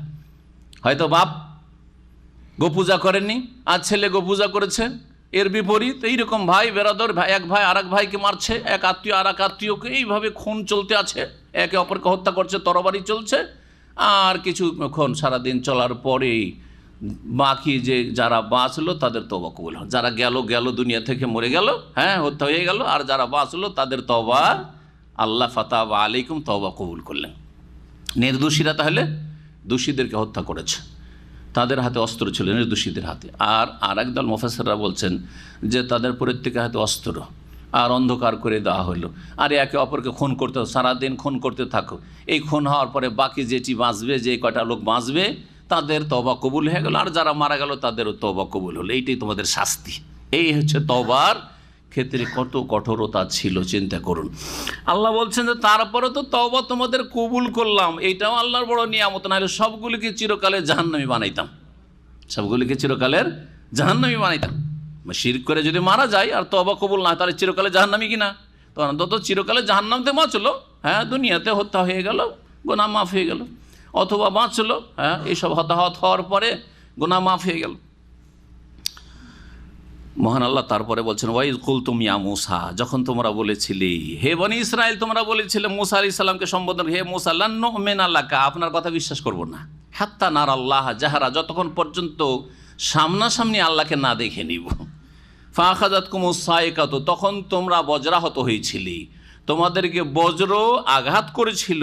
আনতুম তানজুরুন, তোমরা একে অপরকে দেখছিলে, একে অপরকে দেখছিলে, এই অবস্থায় তোমাদের উপর বজ্রাঘাত হয়েছিল। ঘটনা কি? মূসা আলাইহিস সালামকে আল্লাহ রাব্বুল আলামিন, মুফাসসিররা বলছেন যে মূসা আলাইহিস সালামকে আল্লাহ বললেন যে যারা বাছুর পূজায় লিপ্ত হয়নি ওদের মধ্য থেকে ভালো মানুষ 70 জনকে বাছাই করে নিয়ে আসো। টুর পাহাড়ে যখন তুমি আসবে আমার সাথে সাক্ষাতে, তাওরাত নিতে নিয়ে আসো তাদেরকে। ওয়াখতারা মূসা কওমাহু ৭০ রাজুলান লিমিকাতিনা, সূরা আরাফের ওই আয়াতগুলিতে এই আয়াতটি রয়েছে। মূসা আলাইহিস সালাম চয়ন করলেন নিজের জাতি থেকে মিন কওমি ৭০ রাজুলান, ৭০ জনকে লিমিকাতিনা, আমার সাথে সাক্ষাতের জন্য আল্লাহ রাব্বুল বলছেন। এই ৭০ জন লোক সাথে গেল। মূসা আলাইহিস সালাম তাওরাত নিয়ে আসলেন, বলে যে এই যে আল্লাহ তাওরাত দিয়েছেন। তোরা বলছে যে আমরা কেমন করে জানবো যে আল্লাহ দিলেন না, কোত্থেকে তুমি নিয়ে আসলে?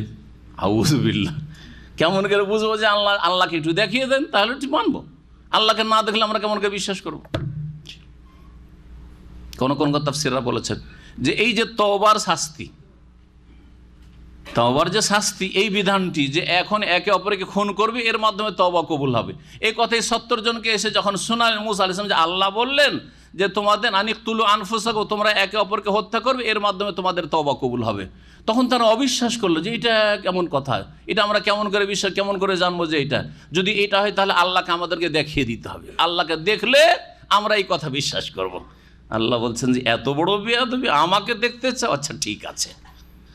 হঠাৎ করে তাদের উপর বজ্রপাত হইল, আর একজন একজন করে মরতে থাকলো। ৭০ জন একটা করে, হ্যাঁ, আঘাত হচ্ছে, একজন করে মরছে, বাকিগুলো তাকাচ্ছে, একজন করে মরছে বা তাকাচ্ছে। এই অন্তুম তানজুরুন, তোমাদের চোখের সামনে সবার ওপর বজ্রপাত হলো আর তোমরা মারা গেলে। একদিন এক রাত মরে পড়ে থাকলো। মূসা আলাইহিস সালাম আল্লাহর কাছে কাঁদতে শুরু করলেন। অন্য আয়াতে রয়েছে, আল্লাহ তুমি যা করলে, আমি যদি এখন ফিরে যাই জাতির কাছে তো আমার জান বাঁচবে না। বুঝে এদেরকে নিয়ে গিয়ে মারিয়ে দিলে, আমাদের সমাজে যেই লোকগুলো আমাদের ভালো নেতা মাথা ভালো মানুষ ছিল, মুরব্বী ছিল, ওগুলোকে মারিয়ে চলে আসলে তোমাকে মেরে দেবো। হ্যাঁ, তো বাসায় মরে যাবে ইমান ইসলামের। আল্লাহ তুমি কি করলে, আমি কি জবাব দেবো জাতিকে? তখন আল্লাহ বলছেন ঠিক আছে, আমি ওদেরকে জিন্দা করে দিচ্ছি। আল্লাহ জীবিত করে দিলেন। জি, একদিন পরে আল্লাহ বলছেন তারপরে ফাখাযাতকুম সায়কাতু ওয়া আনতুম তানজুরুন। হ্যাঁ, তোমরা বজ্রাহত হলে আর ওই সময় তোমরা একে অপরকে দেখছিলে। সুম্মা বা'আসনাকুম মিন বা'দি মাউতিকুম, তোমাদের মৃত্যুর পরে তোমাদেরকে পুনরায় জীবিত করলাম, উঠাইলাম। উঠে দাঁড়িয়ে গেল সবাই। লাআল্লাকুম তাশকুরুন, যাতে করে আল্লাহর শুকরিয়া আদায় করো যে আমরা তো মরে গেছিলাম, মরে যাওয়ার পরে আল্লাহ আবার আমাদেরকে প্রাণ দিলেন। ওয়াযাল্লালনা আলাইকুমুল গামামা ওয়া আনজালনা আলাইকুমুল মান্না ওয়াসসালওয়া কুলু মিন তাইয়্যিবাতি মা রাযাকনাকুম ওয়া মা যালামুনা ওয়ালাকিন কানু আনফুসাহুম ইয়াযলিমুন। এখানে আল্লাহ আর এক ইহসানের কথা বলছেন। কি দেননি আল্লাহ রাব্বুল আলামিন ফিরি এদেরকে, বনি ইসরাইলকে। কত যে আল্লাহ সম্মান দিয়েছেন, কত যে আল্লাহ ওদেরকে দিয়েছেন নিয়ামত। তিহের ময়দানে মরুভূমি, হ্যাঁ, সাইনার মরুভূমিতে কিছুই নেই, গাছপালা নেই, খাদ্যের ব্যবস্থা নেই ওখানে, আর বাড়ি না ঘর কিছুই নেই। তাহলে ওখানে গিয়ে খাবার লাগবে, তাই না? আল্লাহ বলছে ঠিক আছে, আসমান থেকে খাবার দিয়েছে ফিরি, তোমাদের মেহনত করতে হবে না, ঘুমাও খাও। কিন্তু সাবধান, বেশি করে জমা করবে না ফিরি আর পচাইবে না, সরাইবে না। সরাইলে কিন্তু নিয়ামত কেড়ে নেব। আর তাই করলো তারা। আল্লাহ কি করলেন? আসমান থেকে মান আর সালওয়া নামিয়ে দিলেন। সালওয়া ছিল এক ধরনের পাখি, আজকাল যে কয়েল পাখিকে কয়েল পাখির মতো বলেছেন ওলামারা, মুফাসসিররা। আর মান ছিল এক রকমের মিষ্টি জাতীয় হালুয়ার মতো। হালুয়া একটু মিষ্টি জাতীয় খাওয়ার, এই গোস্ত খাও, এই ফ্রি খাবার খাও। কিছুদিন খাওয়ার পরে বেয়াদবি শুরু করলো, এগুলো মানুষের খাবার, এগুলো ডেলি খাওয়া যায়। আর এটা মানুষের স্বভাব, শুধু বনি ইসরায়েলের নয়। এখানে যারা বিভিন্ন কোম্পানিতে থাকেন আর ক্যান্টিনে খাওয়া দাওয়া করেন, তাদের সাথে কথা বললে বুঝবেন। এখানে বিশাল একটা কোম্পানি, এমিয়ান্তিত কোম্পানি, আগে আমেরিকান কোম্পানি ছিল, তারপরে প্রিন্সের কোম্পানি। সেখানে আজকে থেকে 18-19 বছর আগে থেকে আমি সেখানে যেতাম, এবং সেখানে ভিডিও রেকর্ডিং ওই যুগে, আজকে 10-15 বছর আগে হইতো। সেখানে যেতাম তো খুব ভালো তাদের খাবার। তো ওখানে আমাদের এক হাফেজ ভাই ছিলেন নারায়ণগঞ্জের, হাফেজ আসাদুল্লাহ ভাই, জাজাহুল্লাহ খাইর, যেন সুস্থ রাখেন, দেশে গিয়ে মাদ্রাসা করেছেন, কাজ করছেন। তো উনি আমাকে নিয়ে যেতেন, আবার রেখে যেতেন। তো বলতেন যে শেখ একটু খেয়ে নেন। আমি বলছি ভাই আমার আসলে খাওয়া দাওয়া সব অভ্যাস নাই। তো মাঝে মধ্যে বলছে জবরদস্তি, অন্যরা খায় আপনি কেন খাবেন না? না, এটা নিয়ে যান, গাড়িতে করে নিয়ে যান। বাসায় এসে দেখি যে খাবারে সুন্দর। একদিন খেয়েছি, দেখি এত সুন্দর খাবার, খুবই সুন্দর খাবার। বলছে আর বললেন না শেখ, আপনি বলছেন খুব সুন্দর খাবার, আর আমাদের ভাইয়েরা কি বলে, এগুলো আমাদের দেশের গরুতেও খাবে না, এসব খাবার নাকি ওদের দেশের গরুতেও খাবেন না। কত নিয়ামতের অকৃতজ্ঞতা, না শুকরি চিন্তা করেন আপনি। বনি ইসরায়েল এই কাজই করেছিল, ডেলি সব খাবার খেতে পারবো না। আল্লাহ বলছে খাবে না তো ঠিক আছে, আদা খাও, স্বাদ পাবে, কষ্ট করো, খাও। তো আল্লাহ বলছেন এই ক্ষেত্রে খাওয়া দাওয়ার ব্যবস্থা হইলো। পানির ব্যবস্থা, পানির কথা আসছে, পানির ব্যবস্থা, পানি লাগবে খাওয়া দাওয়ার পরে, পানিরও আল্লাহ ব্যবস্থা করে। ঝর্ণা, 12টা ঝর্ণা, 12 বংশের 12 ঝর্ণা। কেউ কারো ঝর্ণাতে যাবে না, আল্লাহ ঝর্ণা। একটা পাথর থেকে 12টা ঝর্ণা, একটা পাথরের একদিকে 3টা ঝর্ণা, একদিকে 3টা, এদিকে 3টা, এদিকে 3টা, ওইদিকে 3টা, কটা ঝর্ণা হইল? সুবহানাল্লাহ, কত বড় নিয়ামত তাদের জন্য, মুজিজা। পাথরে বাড়ি মারতেই 12টা, বাড়ি মারতে 12টা ঝর্ণা। জি, 12টা ঝর্ণা, 12 বংশের। আর সবাই যেন এটা আমাদের, এটা আমাদের, এটাই অমুক বংশের, এটা অমুক বংশের। রোদ জ্বালাবে, বাড়ি ঘর যে নেই, সব শরণার্থী। আজকাল রোহিঙ্গাদের জন্য ত্রাণ, আল্লাহ আসমান থেকে ওদের ত্রাণ পাঠাচ্ছে। জি হ্যাঁ, রোদ লাগবে, রোদে কি করে থাকবে এই মরুভূমিতে? আল্লাহ বলছেন আমি মেঘমালা দিয়ে তোমাদের বাড়ি ঘরের ব্যবস্থা করে দিচ্ছি, ছায়ার ব্যবস্থা করে দিচ্ছি। সারাদিন মেঘ আর মেঘ, একটু রোদ নেই, একটু রৌদ্র নেই। সুবহানাল্লাহ, আল্লাহ বলছেন এই কথাই।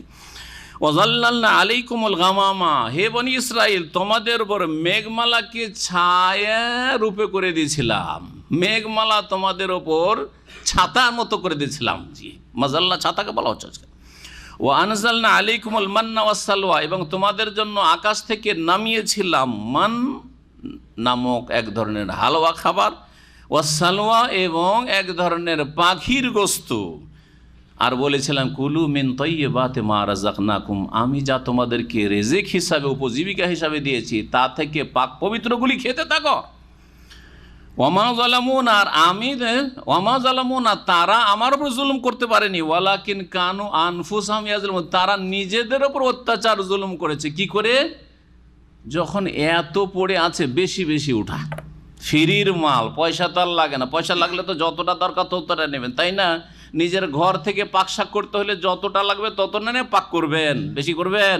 কিন্তু ফ্রি হইলে দেখেন হজের মৌসুমে গিয়ে যে ফ্রি খাবার দেয়, এক একজনে খাবে একটা, বেঁধেছে 10টা, করে না করে না? আর নিয়ে যাও, রাস্তায় ফেলে দিল, কিছু দূর যাওয়ার পরে বলছে ভাই এতগুলো নিয়ে যেতে পারবো না, হ্যাঁ ফেলে দিল। কিন্তু ফ্রির মাল, পয়সা তো আর লাগেনি। এটা হচ্ছে বদস্বভাব মানুষের। হেরাও করলো কি, বেশি বেশি করে নিতে লাগলো, আর নেওয়ার পরে পরের দিন আর খেয়ে শেষ করতে পারে, তখন গন্ধ হয়ে যায়, পচে যায়, সরে যায়। প্রতিদিন সকালে রাত্রে তারা ঘুমায়, আর ভোর হইলেই দেখছে মান্না পড়ে আছে আর সাল্লা পড়ে আছে। প্রতিদিন তাজা তাজা আসছে, এবার বাসি করা দরকারটা কি? বাসি করে আবার সরে যাচ্ছে, তখন কালকেরটা কেন খাবে আজকে যেখানে তাজা তাজা চলে এসছে? যখন এইরকম শুরু করলো আল্লাহ ওটাও করে নিল। এই অকৃতজ্ঞতার তারপরে অধৈর্য হয় যে এক খাবার খেয়ে থাকো, এটা মানুষের খাবার না। বুঝতে পারলেন তো? জি, আল্লাহ বলছেন যে খেতে বললাম ওদেরকে, কিন্তু তারা আমার উপর কেন জুলুম করে, নিজের উপরে জুলুম করলো তারা।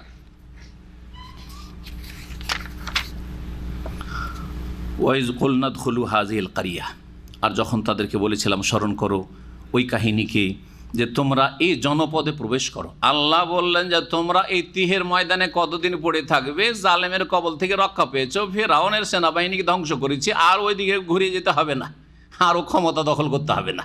ওটা ইসলামের টার্গেট নয়।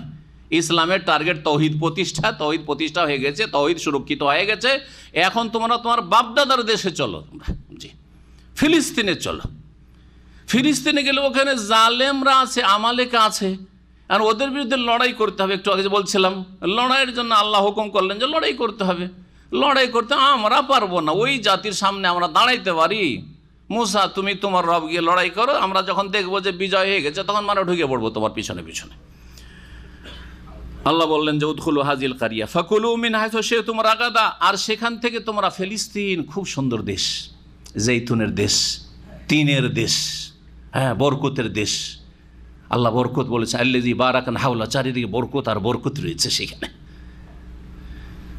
ওই দেশে প্রবেশ করতে আল্লাহ বললেন এবং বললেন সেখান থেকে তোমরা আহার করতে থাকো, হাইসু শি'তুম, যেখানেই তোমরা চাও না কেন, রাগাদান, অফুরন্তভাবে, ওয়াদখুলুল বাবা সুজ্জাদা, আর বাইতুল মুকাদ্দাস শহরের যখন দরজায় ঢুকবে তখন তোমরা বিনয়িত হয়ে প্রবেশ করবে। সুজ্জাদার মানে ঝুঁকে, মাথা ঝুঁকে, সিজদা করে তো আর ঢোকা যায় না। এখানে সেজদা বলতে কি করা হয়েছে, রুকু বোঝানো হয়েছে, ঝুঁকে, মাথাটা ঝুঁকে শির নত করে তোমরা প্রবেশ করবে। শির নত করার উদ্দেশ্য হচ্ছে আল্লাহর শুকরিয়া আদায় করা, যে আল্লাহ আমাদেরকে কত বছর গোলামির জীবনে ফেলে রাখলেন, আর ওখান থেকে উদ্ধার করলে আল্লাহ তার খাস রহমতে। আর আজকে আমাদের বাপদাদা পূর্বপুরুষের মাতৃভূমিতে আবার ফিরে আসার তৌফিক দিলেন, ফিরিয়ে দিলেন আল্লাহর নিয়ামত। সুতরাং আল্লাহর শুকরিয়া আদায় করছি। সিজদা অবনত হয়ে তোমরা প্রবেশ করো এই ফিলিস্তিনে। ওয়াকুলু হিত্তাতুন, তাহলে কর্মের দিক থেকে ইবাদত হচ্ছে যে শারীরিকভাবে শুকরিয়া আদায় করো, আর জবানের ইবাদত হচ্ছে আল্লাহর কাছে গুনাহ খাতার জন্য ক্ষমা চাও। ওয়াকুলু, আর তোমরা বলো, হিত্তাতুন মানে হত্যা আন্না খাতায়ান, হে আল্লাহ আমাদের গুনাহগুলিকে ঝরিয়ে দাও। হাত্তা হুত্ত মানে ঝরিয়ে দেওয়া। এখান থেকে আজকাল এই শব্দটা ব্যবহার করছে আরবরা মাতৃভাষায়। কোনো কিছু রেখে দিতে বললে কি বলছে, হত্যা না বলছে না, রেখে দাও রেখে দাও। হিত্তাতুন বলো, হিত্তাতুন মানে আল্লাহ গুনাহগুলিকে আমাদের নামিয়ে দাও বা ঝরিয়ে দাও, ফেলে দাও। নাগফির লাকুম, এই দোয়া যদি তোমরা করো তাহলে তোমাদের গুনাহগুলিকে আমি ক্ষমা করে দেব। ওয়াসানাজিদুল মুহসিনিন, আর সৎকর্মশীলদের বৃদ্ধি করব, সৎকর্মশীলদের নিয়ামতকে, অনুগ্রহকে বৃদ্ধি করব। কিন্তু এরা না, আল্লাহর নাফরমানি করতে হবে। কি করলো? এক নাফরমানি, আল্লাহ বলেছেন যে তোমরা ঝুঁকে সেজদা অবনত হয়ে, মানে মাথা ঝুঁকিয়ে ঢোকো, তারা এইভাবে ঢুকলো, মাথাটাকে একটু পিছনে করে, হ্যাঁ, আর পাটাকে সামনের দিক করে। বেয়াদবি, সীমাহীন বেয়াদবি, আল্লাহর সাথে বিরুদ্ধাচরণ। দুই নম্বর হচ্ছে আল্লাহ বললেন যে হিত্তাতুন বলো, আল্লাহ আমাদের গুনাহ খাতা মাফ করে দাও। হ্যাঁ, অনেকে শব্দ নিয়ে রসিকতা করে, কোনো বাক্য নিয়ে রসিকতা করে, ঠাট্টা মশকরা করে ধর্মের, যেটা কুফরি। জি, এরা কি করলো, ওই রকমই করলো। হিত্তাতুন না বলে এমন একটা কথা বললো যেটা উদ্দেশ্যবিহীন, ফালতু কথা। হিনতাতুন, কি বললো? হেনতাতুন। হেনতাতুন মানে গম, হেনতাতুন মানে গম। আল্লাহর শব্দ বাতলানো শব্দ বলবে না, নবী যেটা সেটা বলবে না। কোন কোন তাফসীর রয়েছে হাব্বাতুন ফি শাইরাতিন, হাব্বাতুন মানে শস্য, ফি শাইরাতিন, শাইরাতুন মানে হচ্ছে জব। এইসব কথা বললো, কিন্তু হিত্তাতুন বললো না। আল্লাহ যেটা বলতে বলেছেন, নবী যেটা শিখেছেন সেটা বললো না, যে আল্লাহ গুনাহ খাতা মাফ করবেন। ফাবাদ্দালাল্লাযিনা যালামু কাওলান গায়রাল্লাযী ক্বিলা লাহুম, যারা জুলম অত্যাচার করেছিল এই বনি ইসরাইল, তারা এমন কথা বলল, সেই কথার বদলায় যেই কথা তাদেরকে বলা হয়েছিল যে এটা বলো, সেই কথার জায়গায় অন্য কথা বলল। অর্থাৎ কথাকে তারা পরিবর্তন করলো, যেই কথা তাদেরকে বলা হয়েছিল সেই কথা না বলে জালেমরা কথাকে পরিবর্তন করলো, হিত্তাতুনকে হিনতাতুন বলল।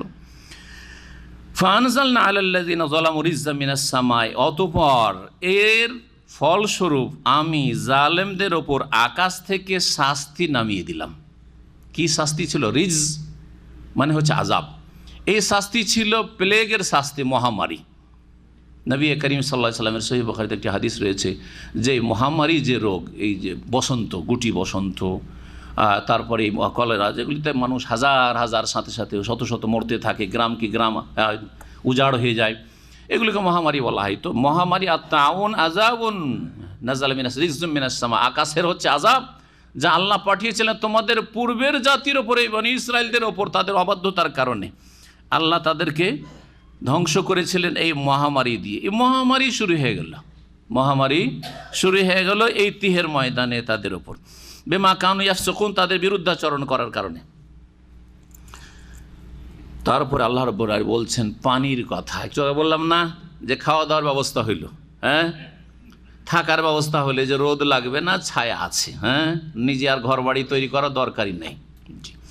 কতদিন ছিলেন এরকম অবস্থায় তারা জানেন? 40 বছর।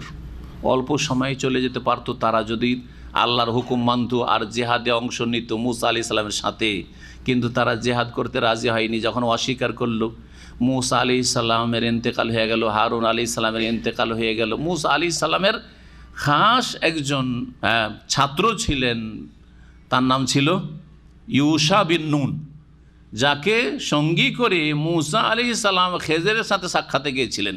ওয়াইজ কালা মুসা লি ফাতাহু, তার যুবক। এই ইউশা বিন নুন তখন এই জাতির নেতৃত্ব দিতে শুরু করলেন, কারণ নবী মুসা আলাইহিস সালাম ইন্তেকাল করেছেন। ইউশা বিন নুনের জামানায় তখন জিহাদ ফি সাবিলিল্লাহ করে, তারপরে তখন 40 বছর পরে তখন ফিলিস্তিনের জমিন, মাতৃভূমি তাদের নসিব হয়। আল্লাহর আদেশ অমান্য করলে, আল্লাহর অবাধ্য হলে যে আল্লাহর আযাব আসে, এর ইতিহাস বনি ইসরাইলদের এই ইতিহাস। 40 বছর তারা এই তিহের ময়দানে ঘুরতে থাকে, ময়দান থেকে বের হওয়ার চেষ্টা করে, আবার ওখানে ঘুরে ফিরে পড়ে থাকে। রাত্রে চলে, যে ঠান্ডার সময় একটু চলাফেরা করি, মরুভূমি পার করি, রাত্রে চলতে থাকে, মনে করে যে এই তিহের ময়দান থেকে, মরুভূমি থেকে বেরিয়ে যাব, সাইনার মরুভূমি থেকে, আবার সকালে যেখান থেকে শুরু করছে ওখানে ফিরে চলে এসছে। কি আল্লাহর আযাব! মুফাসসিরিনগণ এই বিষয়গুলি উল্লেখ। পানির প্রয়োজন, আল্লাহ পানিও দিয়েছিলেন তাদেরকে। বলছেন ওয়াইজ ইসতাসকা মুসা লিকাওমিহি, স্মরণ করে যখন মুসা আলাইহিস সালাম পানি চেয়েছিলেন নিজ সম্প্রদায়ের জন্য। ফাকুলনা, তখন আমি বলেছিলাম মুসাকে, ইদরিব বিআসাকাল হাজার, তোমার লাঠি দিয়ে পাথরে আঘাত করো, মারো। ফানফাজারাত মিন হুসনাতা আশারাতা আইনা, যার ফলে সেই পাথর থেকে 12টি ঝর্ণা প্রবাহিত হয়েছিল। কাদ আলেমা কুল্লু ওনাসি মাশরাবাহুম, প্রত্যেক সম্প্রদায় বা প্রত্যেক ব্যক্তি নিজের পান স্থান জেনে গিয়েছিল যে আমি অমুক বংশের, এটা ঝর্ণা আমাদের, আমি অমুক বংশের, এটা ঝর্ণা আমাদের, এটা ঝর্ণা আমাদের। এইভাবে প্রত্যেক গোষ্ঠী নিজ নিজ পান স্থান জেনে গিয়েছিল। কুলু ওয়াশরাবু মির রিজকিল্লাহ, আল্লাহ বলেন দেখো তোমরা আল্লাহ রিজিক থেকে পানাহার করতে থাকো। ওয়ালা তাসাউ ফিল আরজি মুফসিদিন, আল্লাহর জমিনে তোমরা অশান্তি বিশৃঙ্খলা সৃষ্টি করে বেড়ায়ও না। যখন মান্না সালা ডেলি ডেলি খেতে হয়, বিরক্ত হয়ে গেল। বিরক্ত হয়ে এখন মুসা আলাইহিস সালামকে বলল যে মুসা, ডেলি ডেলি একরকম খাবার খেতে পারবো না, ওয়াইজ কুলতুম, স্মরণ করো হে বনি ইসরাইল, কুলতুম, যখন তোমরা বলেছিলে ইয়া মুসা, হে মুসা, লান নাসবিরা আলা তাআমিন ওয়াহিদ, আমরা এক খাবারের উপর ধৈর্য ধরতে পারবো না, ডেলি ডেলি একরকম খাবার খেয়ে আমরা থাকতে পারবো না। ফাদউ লানা রব্বাকা, তোমার প্রতিপালকের কাছে আমাদের জন্য তুমি দোয়া করো। আদব না বেআদব? চিন্তা করেন, এক তো তোমার রব মানে মুসার রব, নিজের রব বললো না, ওদের উচিত ছিল যে আমাদের রবের কাছে একটু দোয়া করেন, তাই না? ঠিক আছে, আমরা একরকম খাবার খেয়ে আর থাকতে পারছি না, খুব বিরক্তি, আমাদের রবের কাছে একটু দোয়া করেন, দোয়া করে দেন আমাদের জন্য। বলতে পারতো কি না? রব্বাকা ইউখরিজ লানা মিম্মা তুমবিতুল আরদু মিন বাকলিহা ওয়া কিসাইহা ওয়া ফুমিহা ওয়া আদাসিহা ওয়া বাসালিহা, আপনার রব আমাদের জন্য উৎপাদন করুক মিম্মা তুমবিতুল আরজু, হ্যাঁ, যা কিছু জমি থেকে উৎপাদিত হয়, যেমন মিম বাকলিহা, শাকসবজি, বিভিন্ন রকম শাকসবজি খেতে চায়। বাকলে যে কোনো শাকসবজিকে বলা হয়, সবজি শাক সব সামিল। ওয়া কিসাইহা, এবং হ্যাঁ কাঁকুড়ি, আপনারা কি বলেন? কাঁকুড়, হ্যাঁ কাঁকুড় বলেন না কাঁকুড়ি বলেন? কাঁকুড়। ওয়া কিসাই ওয়া ফুমিহা, এবং হ্যাঁ ফুম মানে কি? রসুন। একটি তাফসীর হচ্ছে ফুম মানে সুম, সুম মানে হচ্ছে আজকাল সাদিয়া রসুন, তো ফুম মানে হচ্ছে সুম। আর আরেকটি তাফসীর করেছেন কোন সালাফগণ, ফুম মানে হচ্ছে গম, আমরা গম চাই, গমের রুটি খেতে চাই, এসব ডেলি হালুয়া আর এই গোস্ত খেয়ে থাকতে পারবো না, ফুমিয়া। ও আদাসিহা, আর কি চাই?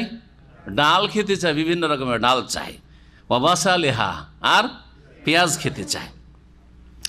পেঁয়াজ যেহেতু বর্ণনা করা হয়েছে, সেই জন্য কেউ কেউ বলেছেন যে বাসাল পেঁয়াজ যখন বলেছে তো ফুম মানে হচ্ছে সুম, রসুন, পেঁয়াজ রসুন খেতে চাই আর ডাল খেতে চাই, এই সব খেতে চাই, মানে রকমারি খাবার চাই আমরা। কালা মুসা বলে আতাস্তাবদিলুনাল্লাযী হুয়া আদনা বিল্লাযী হুয়া খায়র, যেটা তোমাদের জন্য উৎকৃষ্ট ছিল, নাকে তেল দিয়ে ঘুমিয়ে আরামে বসে বসে খেতে পাচ্ছিলে, ওইটাকে বাদ দিয়ে অন্য কিছু তার বদলে তোমরা চাও। ইহবিতু মিসরান, তাই যদি হয় তোমাদের ডিমান্ড পুরো হবে, কিন্তু যে কোনো তোমরা শহরে বা যে কোনো গ্রামে নেমে যাও, এই মরুভূমির এই তিহের ময়দানে থেকে ফিরি ফিরি খেতে পাবে না, এখানে কোত্থেকে এগুলো হবে? যাও কোনো গ্রামে জনপদে চলে যাও, এলাকায় যেখানে শাকসবজি হবে, ফসল পানি হবে, ওখানে চলে যাও। ফাইন্না লাকুম মা সাআলতুম, যা তোমরা চাইলে সেখানে তোমাদের জন্য রয়েছে বিদ্যমান, যাও পাবে সেখানে গেলে।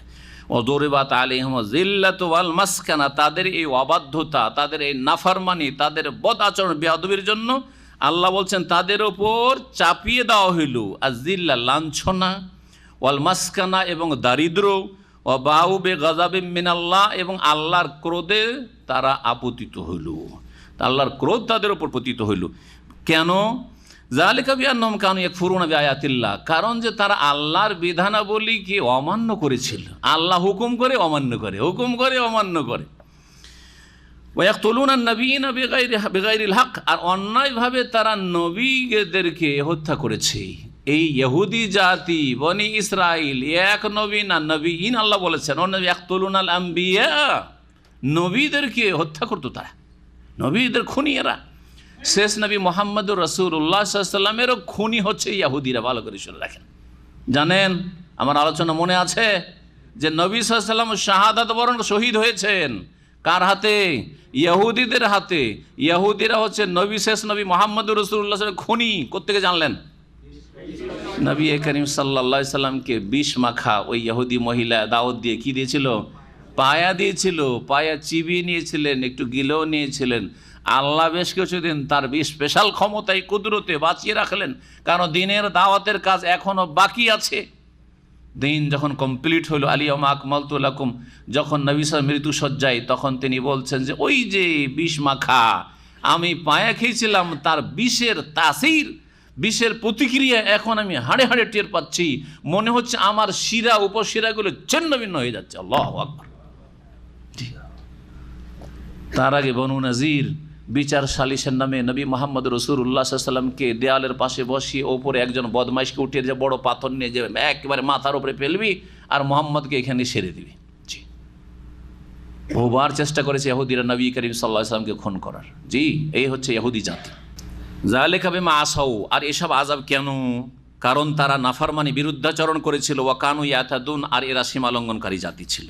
আল্লাহ রাব্বুল আলামিন তারপরে ইরশাদ করছেন ইন্নাল্লাযীনা আমানু ওয়াল্লাযীনা হাদু ওয়ান-নাসারা ওয়াস-সাবিঈনা মান আমানা বিল্লাহি ওয়াল ইয়াউমিল আখির ওয়া আমিলা সালিহান ফালাহুম আজরুহুম ইনদা রাব্বিহিম ওয়া লা খাউফুন আলাইহিম ওয়া লা হুম ইয়াহজানুন। এই আয়াতের প্রেক্ষাপট যখন আল্লাহ রাব্বুল আলামিন ইহুদিদের এই সব তাদের বদ স্বভাব, তাদের বিভিন্ন পাপাচারের কথা উল্লেখ করলেন যে ইহুদি জাতি সীমালঙ্ঘনকারী জাতি, এই জাতি বিরুদ্ধাচরণকারী জাতি, এই জাতি আম্বিয়া রসুলগণদেরকে খুন করেছে,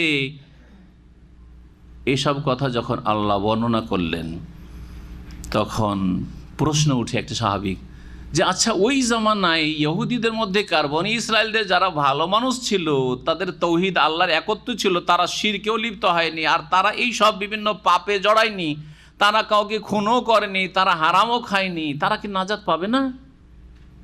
যারা তৌহিদের ওপর ছিল, ঈসা আলাইহিস সালামের অনুসারী হাওয়ারি, এবং তারপরে যতদিন পর্যন্ত তৃতীয়বাদের শিরক খ্রিস্টানদের মাঝে শুরু হয়নি, তিন খোদার শিরক, ততদিন পর্যন্ত যারা তৌহিদের ওপর ছিল তারা কি নাজাত পাবে না, মুক্তি পাবে না? তাদের ওপর কি আল্লাহর আযাব গজব হবে বা জাহান্নামে যাবে? এই প্রশ্ন উঠে তখন আল্লাহ বলছেন না, তারা যাবে না। এটা হচ্ছে উদ্দেশ্য। এই আয়াতের উদ্দেশ্য মোটেই এটা নয় যে যে কোনো একটা ধর্ম পালন করলেই জান্নাত পেয়ে যাবে। যে কোনো একটা ধর্ম পালন করে, ইসলাম না পালন করে যদি কেউ ইহুদি ধর্ম পালন করে, কেউ খ্রিস্টান ধর্ম পালন করে, যে যে রাস্তা দিয়ে আসুক সবাই জান্নাতের রাস্তায় আছে, টার্গেট এক কিন্তু রাস্তা ভিন্ন ভিন্ন। এটা হচ্ছে এক শ্রেণীর গোমরা পথভ্রষ্টদের, যারা ওয়াহাদাতুল আদিয়ান ধর্মের ঐক্যের ভ্রান্ত দাওয়াত দিয়ে থাকে যে সব ধর্মের উদ্দেশ্য হচ্ছে আল্লাহকে পাওয়া, আর সব ধর্মের উদ্দেশ্য হচ্ছে জান্নাত স্বর্গ লাভ করা।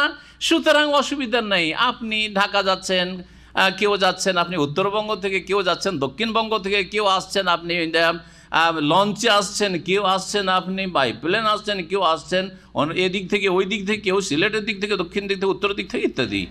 ওই রকমই না, না ওই রকমই না। আল্লাহ বলছেন ইন্নাদ-দীনা ইনদাল্লাহি আল-ইসলাম, আল্লাহর নিকট একমাত্র দিন হচ্ছে ইসলাম। ওয়া ইয়াবতাগি গায়রাল ইসলামি দীনান ফালা ইউকবালা মিনহু, যেই ব্যক্তি ইসলাম ছাড়া অন্য কোনো দিন তলাশ করবে যে সেই দিনের মাধ্যমে আমি আল্লাহকে পাবো, আমি জান্নাত পাবো, ফালা ইউকবালা মিনহু, কখনো সেটা গ্রহণ করা হবে না। ওয়া হুয়া ফিল আখিরাতি মিনাল খাসিরিন, পরকালে সে ক্ষতিগ্রস্ত হবে যারা বলবে যে এইটাও তো ভালো পথ। এই আয়াত সংশয় সৃষ্টি করে অনেক দুনিয়ার শিক্ষায় শিক্ষিত লোকদের মগজে, যাদের ইসলামের জ্ঞান নেই, যার ফলে তারা এইরকম কথা বলে। আর এইরকম ঘটনা আপনাদের সামনে এর আগে বর্ণনা করেছি। একজন কিং ফাহাদ পেট্রোলিয়াম ইউনিভার্সিটির সিনিয়র প্রফেসর, আমেরিকা অথবা কানাডার পাসপোর্ট হোল্ডার, সেখানকার নাগরিক কিন্তু অরিজিনাল সে বাংলাদেশি। সে আমার 5-7 বছর ওখানে ধারাবাহিক এইরকম তাফসির হইতো, জুমার দিন এখানে তাফসির শেষ করে আসর পরে চলে যেতাম। যখন ভালো সংখ্যা তাদের ছিল মাশাআল্লাহ, দীর্ঘদিন তাফসির করেছি, বেশ কিছু প্রফেসররা বসতেন আর সব স্টুডেন্ট, বাইরের কেউ না, যারা মাস্টার্স করছে, পিএইচডি করছে এইরকম। তো ওখানে মাশাআল্লাহ অনেকে সহি আকীদা পেয়েছেন আলহামদুলিল্লাহ।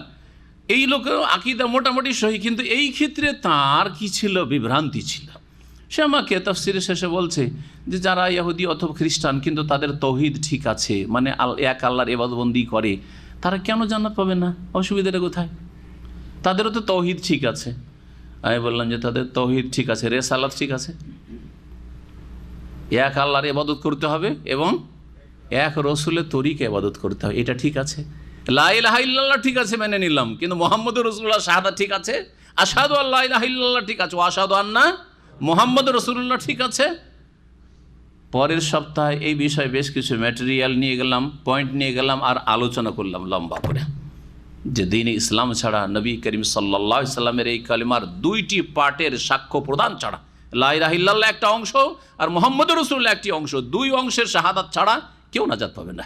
এই জন্য তো মূসা আলাইহিস সালাম সম্পর্কে নবী বলেছিলেন, একটু আগে বললাম যে মূসাও আজ বেঁচে থাকলে আমার কি করতে হইতো, অনুসরণ করতে হতো।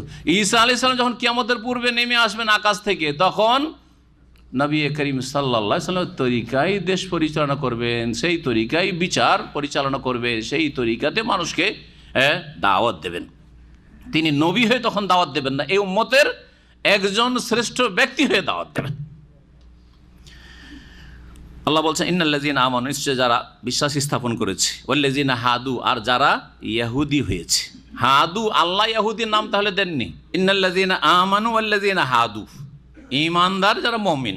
ইহুদি, আল্লাহ বললেন না যে আমি তাদেরকে ইহুদি নামটা দিয়েছি। ওয়াল্লাযিনা হাদু, যারা ইহুদি হয়েছে, হাদা ইয়াহুদ মানে ইহুদি হয়েছে, তাহলে তারা ইহুদি হয়েছে। তো ইহুদিদের নাম ইহুদি কেন, এই নামকরণ? নাসারা, খ্রিস্টানদের নাম নাসারা কেন? আরবিতে নাসরানি এক বচন আর নাসারা বহু বচন। ইহুদিদের নাম ইহুদি কেন, এই মর্মে তিনটি মত রয়েছে। ইমাম ইবনে কাসির রাহমাতুল্লাহ আলাইহি উল্লেখ করেছেন, এই তার কিতাব থেকেই বলি। ইহুদ শব্দটি হাওয়াদা থেকে এসছে, আর হাদা ইয়াহুদ মানে হচ্ছে তওবা করা। আর তারা বলেছিল, কোরআনে কারীমে রয়েছে ইহুদিদের সম্পর্কে, যারা তাদের মধ্যে ভালো লোক ছিল, তারা বলছে ইন্না হুদনা ইলাইক, হে আল্লাহ তোমার দিকে আমরা ফিরে আসছি, মানে তোমার কাছে তওবা করছি।